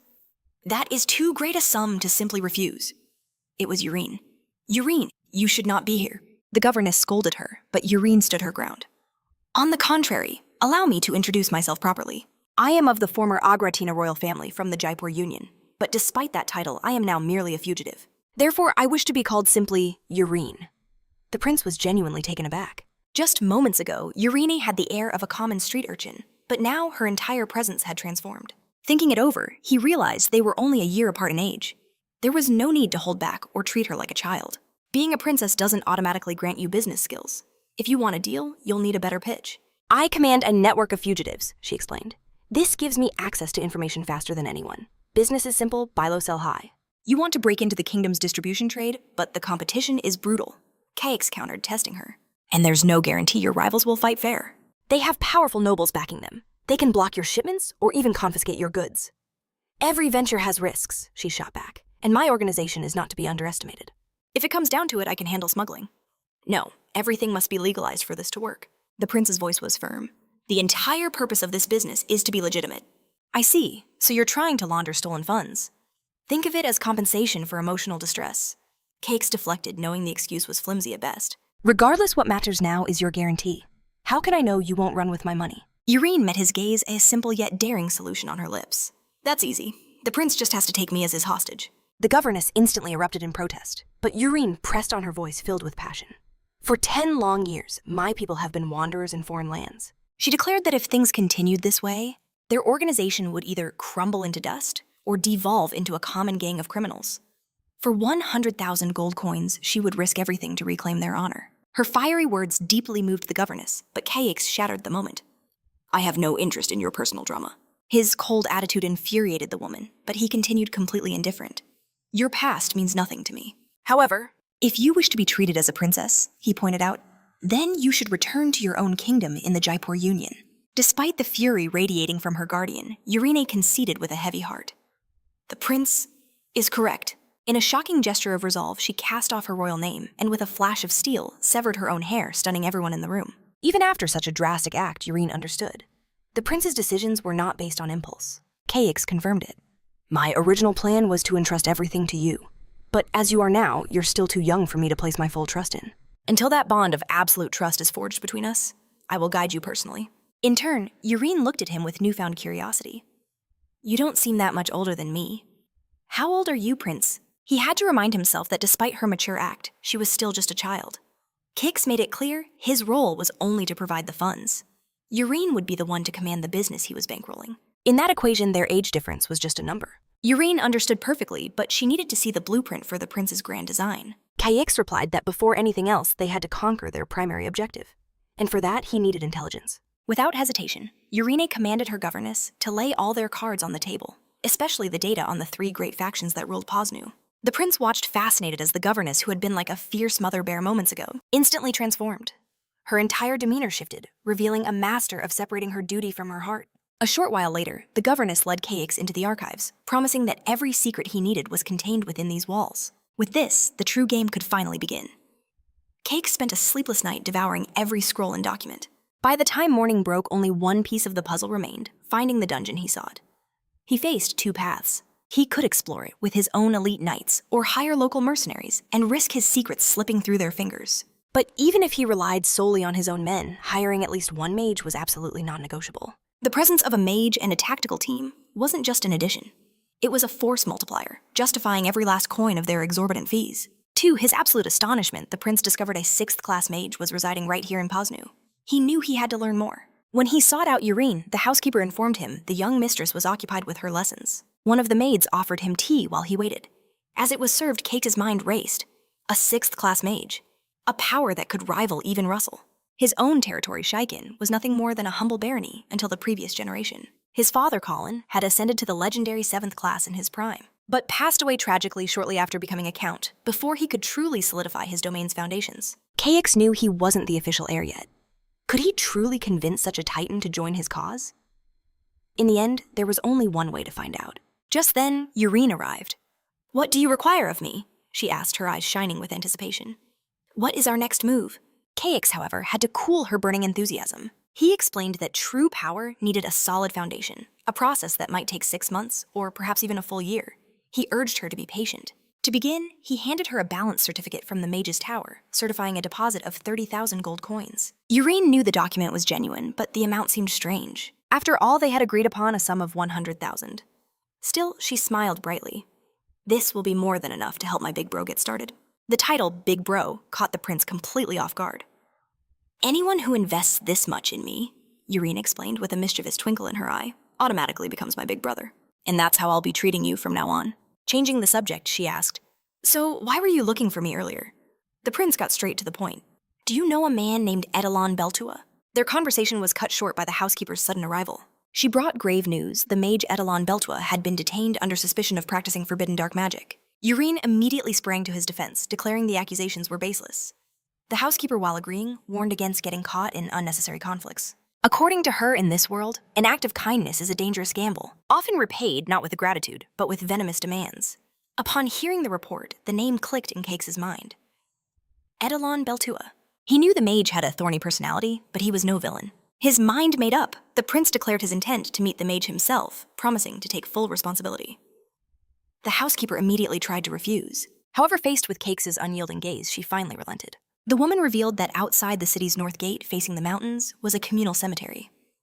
There, in an isolated cabin, lived Edelon Beltua, who also served as the undertaker. She added that the mage was a stubborn man who, since his arrival, had lost himself in his experiments, rarely ever leaving his sanctuary. Kayix asked if she knew what he was researching, but she simply stated that mages guard the secrets of their work with their very lives. "Wait," Yurine intervened, a note of panic in her voice. "You're really going to his cabin?" Kayix met her worried eyes. "Yes, I've noticed you don't like it when people speak ill of him. So what's the problem with me paying him a visit?" The young woman confessed that just being near the mage felt as if it drained the very life from her, begging the prince not to fall for any temptation, no matter how sweet the offer. Kayix agreed, but he could sense there was something more she was hiding. Before he could question her, the housekeeper announced the end of her break and led her away. With resolve set in stone, the prince embarked on a journey to confront the mage. Accompanied by Kraut Kayix, arrived at a desolate cabin in the heart of the cemetery. When his knock echoed in the silence, a voice from within invited them in, revealing the door was unlocked. The prince considered this. Few would be so bold as to live outside the city walls, a land teeming with monsters and bandits. Whoever lived here possessed an insane level of confidence. The moment Cakes crossed the threshold, a dense, suffocating aura enveloped him, the unmistakable presence of a dark mage. He had heard the stories, but feeling Edelon's power in person was on another level entirely. The prince, with all due ceremony, introduced himself. But the mage feigned ignorance, sneering that a mere name meant nothing to him, regardless of who stood in his presence. "My lineage is of no consequence here, and my titles are worthless," Kayix replied smoothly. "No status in this world can compare to one who has reached the rank of Archmage." "You talk too much," Edelon cut in, his patience wearing thin. "I have no time for your games. Get to the point. I have research to conduct." And so Kayix laid out his audacious plan. He would conquer the nearby dungeon, and he wished to hire the services of the legendary Edelon Beltua. "You speak of the dungeon in the Impalan mountain range?" The mage questioned, his voice dripping with doubt. Upon receiving confirmation, a dry, mocking laugh filled the cabin. "It has been a long time since I've met such a spectacular fool." The insult to his master ignited a fire in Kraut, but Kayix held him back, pressing on with his proposal and guaranteeing a handsome reward. "Money is worthless if you're not alive to spend it," Edelon retorted. "If you value your life, boy, go home before you get hurt." Unwilling to surrender, the prince tried a new tactic. He offered to acquire any rare item the mage could possibly need for his research. But this suggestion only enraged Edelon. "Were you sent by the mage's tower to spy on my work?" he snarled. Kayix knew he'd struck a dangerous nerve. "Out of my house now?" Frustrated, Kayix returned to the mansion. Yurine approached him, asking if the mage demanded too high a price. He wouldn't even negotiate. The prince replied, then asked her directly, "What is the history between you and Edelon?" She confessed that soon after the mage moved into the area, she had invested a large sum into his research. But he never paid her back. "Did you sign a loan contract?" Cakes asked. Yurine confirmed, showing him the very document. As he read it, the prince saw the amount was 30 gold coins. He stared at her in disbelief. "How can you be so calm after being scammed like that?" Yurine bristled at the provocation, but the protagonist simply stated he could resolve the matter. The girl flatly refused, vowing she would make that old man work to pay back every single coin he owed her. KX explained that while that might work with a normal debtor, the old man she was dealing with was a 6th-class mage. Uraine's face fell as she realized what the prince was implying. Her money was gone for good. The protagonist clarified that she hadn't loaned him money. She had invested it, accepting the inherent risk of losing everything for a share of potential profits. He added that if she had the strength to demand payment, she might get it back. But he knew she was nowhere near that powerful. However, Uraine shot back that the prince was no stronger than the mage, either claiming she'd seen him training, and his performance was pathetic. The sharp taunt hit its mark, and for a moment the protagonist was visibly flustered. But he quickly composed himself, realizing it was foolish to be provoked by the words of a mere child. Despite her genius, Uraine was still naive, and thinking a simple contract could bind a 6th-class mage proved her inexperience. In any event, he lectured that a good merchant must know how to accept a loss when an investment goes south. And more importantly, they must know how to seize any opportunity to recover what they can. If she was smart enough to draft a contract, she must have recorded the mage's research topic. After all, you don't pour money into a venture without knowing what it's for. So he declared he could help her, offering to pay 50 gold coins in exchange for a 67% annual return. Uraine accepted, but with one condition: she had to witness everything firsthand. At last, they struck a deal. Afterward, Uraine led the protagonist to the information archive, handing over everything she had on the mage. Suddenly, the governess appeared, demanding to know what Uraine was doing. Startled, the girl explained the entire situation. Harry flew into a rage upon hearing the story, scolding Uraine for making a deal behind her back. Uraine defended herself, arguing that her governess always finds some excuse to stop her from closing a deal. In response, Harry dragged the girl away, warning that today's supplementary lesson would be a very, very long one. KX was left alone with Kraut in the research room, finally giving them a chance to study the materials. But after reviewing everything, the protagonist understood that words would be useless. He would have to conquer the dungeon first and ask questions later. He woke Kraut, telling him it was time to leave. Kraut simply asked where his master intended to go now. The prince declared his plan: he would recruit mercenaries. A short while later, they stepped into the city, arriving at the mercenary guild. The sight of nobility in such a place turned every head. Undaunted, the prince announced his intentions for all to hear. He was here to hire. The man in charge was so stunned he could barely speak. He pleaded for a moment, claiming he needed to go somewhere urgently. Just minutes later, a new figure approached them. The protagonist sensed it instantly. This was a man of immense power. He had heard that mercenaries of the 4th class or higher were a legendary sight. The guildmaster explained that once a fighter reaches that peak, they could even live like a noble knight in the countryside. Kraut wondered if that was a subtle insult aimed his way. Regardless, the man added that many simply cherished their freedom and chose to remain. He then expressed his shock, wondering why a nobleman would come in person rather than sending a mere messenger. The prince shot back that a representative could never secure a proper contract. Hearing this, the guildmaster mused that the boy was young enough to be his grandson, yet possessed the cunning of a 1,000-year-old fox. Once inside the negotiation room, he finally asked what the prince required. Kix laid out the terms. The mission could stretch to 3 months, but the pay would be far above the standard rate. He also specified a force of no more than 200 people, and the commander had to be a legendary S-rank mercenary. The mercenary guildmaster's eyes sharpened. He realized the child before him was not to be taken lightly. He saw how the boy cleverly concealed crucial details while presenting his demands with absolute clarity and confidence. Moreover, every condition was laid out with perfect strategic balance. The guildmaster knew it would be foolish to accept so quickly, yet refusing such a flawless offer would be a disgrace. So he tried a different tactic, saying such a request would take great effort, and that he would need more details. The prince countered coolly. To hear the mission details, the guildmaster would have to accept a smaller commission for himself. KX was certain of it. No matter how the man pushed, he would never pry a single secret from his lips. And his prediction was flawless. The guild leader accepted the initial terms without another word of complaint. He admitted he'd never met a noble like the prince, and his only request was to bring as many of his men back alive as possible. The prince gave his word to do everything in his power. With the deal struck, the leader promised to send a captain to the prince's inn once preparations were complete. Only then, he said, would they discuss the mission's true nature. Later, Kraut noticed the prince's tense posture and asked if something was wrong. KX confessed he never expected them to agree so easily. He was just relieved that his gamble had paid off. Kraut asked in awe where he learned such masterful negotiation. Unable to reveal his secrets, KX deflected and offered to buy his ally a drink. Kraut chuckled, reminding the prince he wasn't old enough for alcohol, but perhaps some juice would be a fine substitute. Meanwhile, from the shadows, a mysterious figure watched a young noble and his guard leaving the mercenary guild. Finding the scene deeply suspicious, they decided this matter required a much closer investigation. Welcome to Posneve, the only free city in the Kingdom of Ro, a place untouched by the laws of nobility and a sanctuary for mercenaries. The moment a warrior joins the mercenaries of Posneve, their past is wiped clean no matter their crimes. But in exchange for this freedom, every mercenary must fight in the annual monster wave that pours from Impelin Mountain. Every autumn without fail, the monstrous horde appears in overwhelming numbers. In the end, only one of two things happens. The monsters are slain, or they feast on the flesh of their hunters. However, this brutal duty once belonged to others. The first line of defense was a battalion of criminals condemned to fight. Since their deaths required no compensation to their families, the entire system of Posnove was built upon their sacrifice. Over decades, this force of prisoners evolved, becoming the infamous Blackwing mercenary group.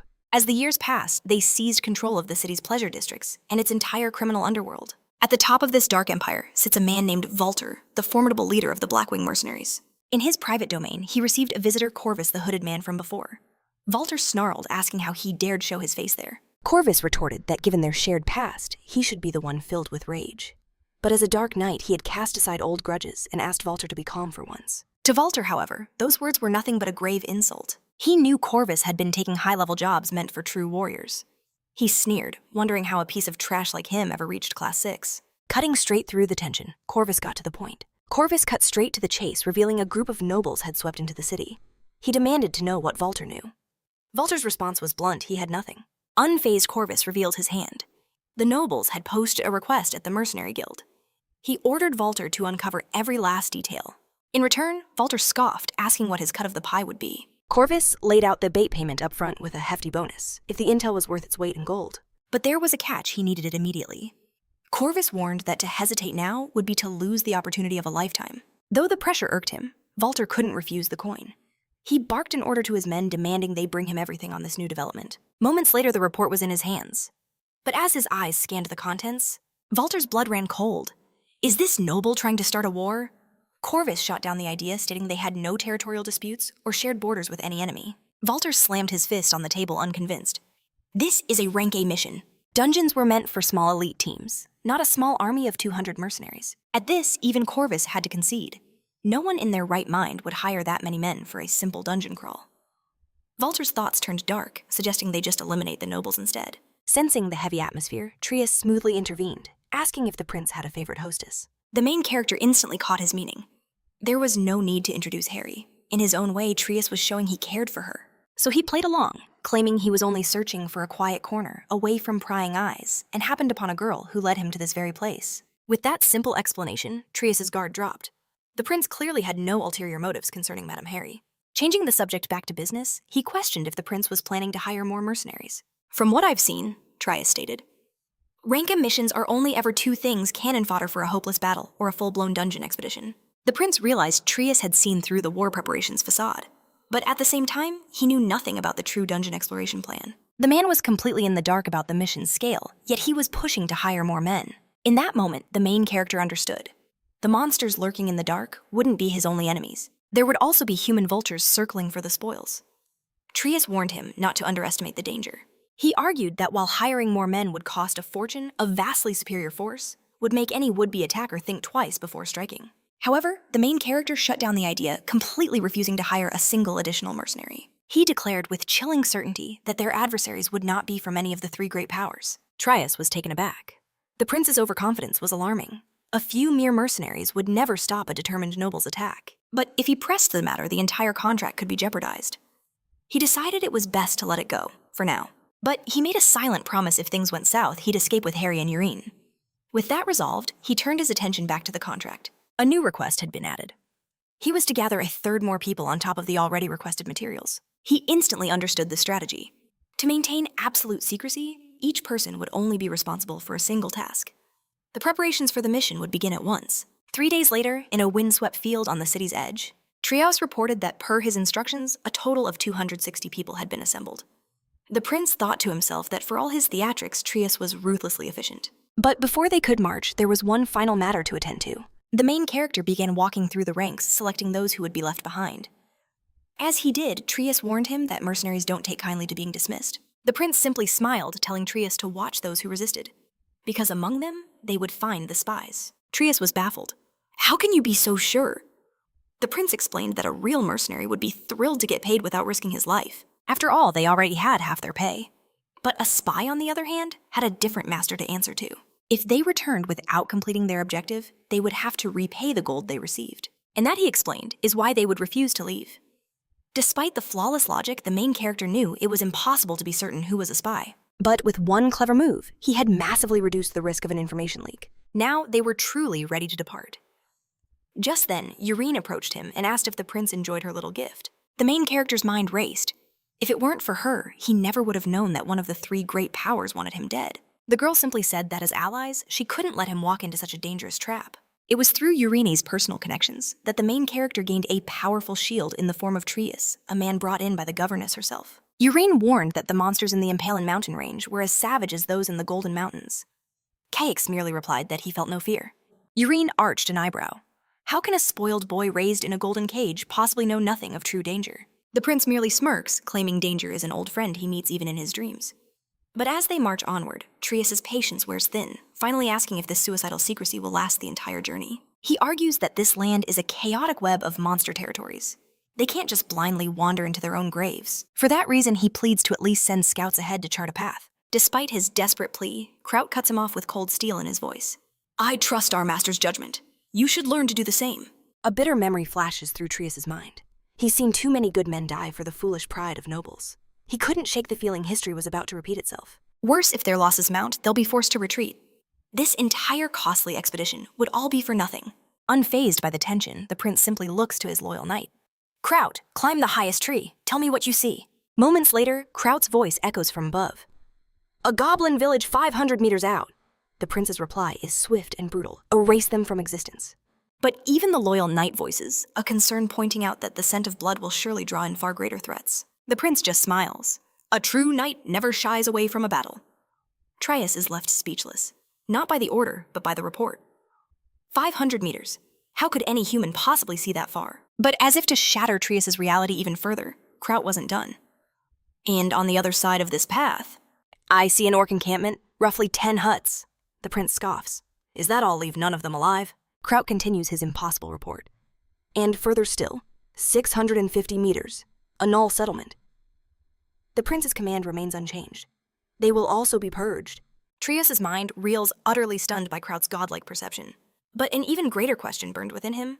Why would the prince attack all of them? Why ignite a 3-front war when they could so easily bypass them?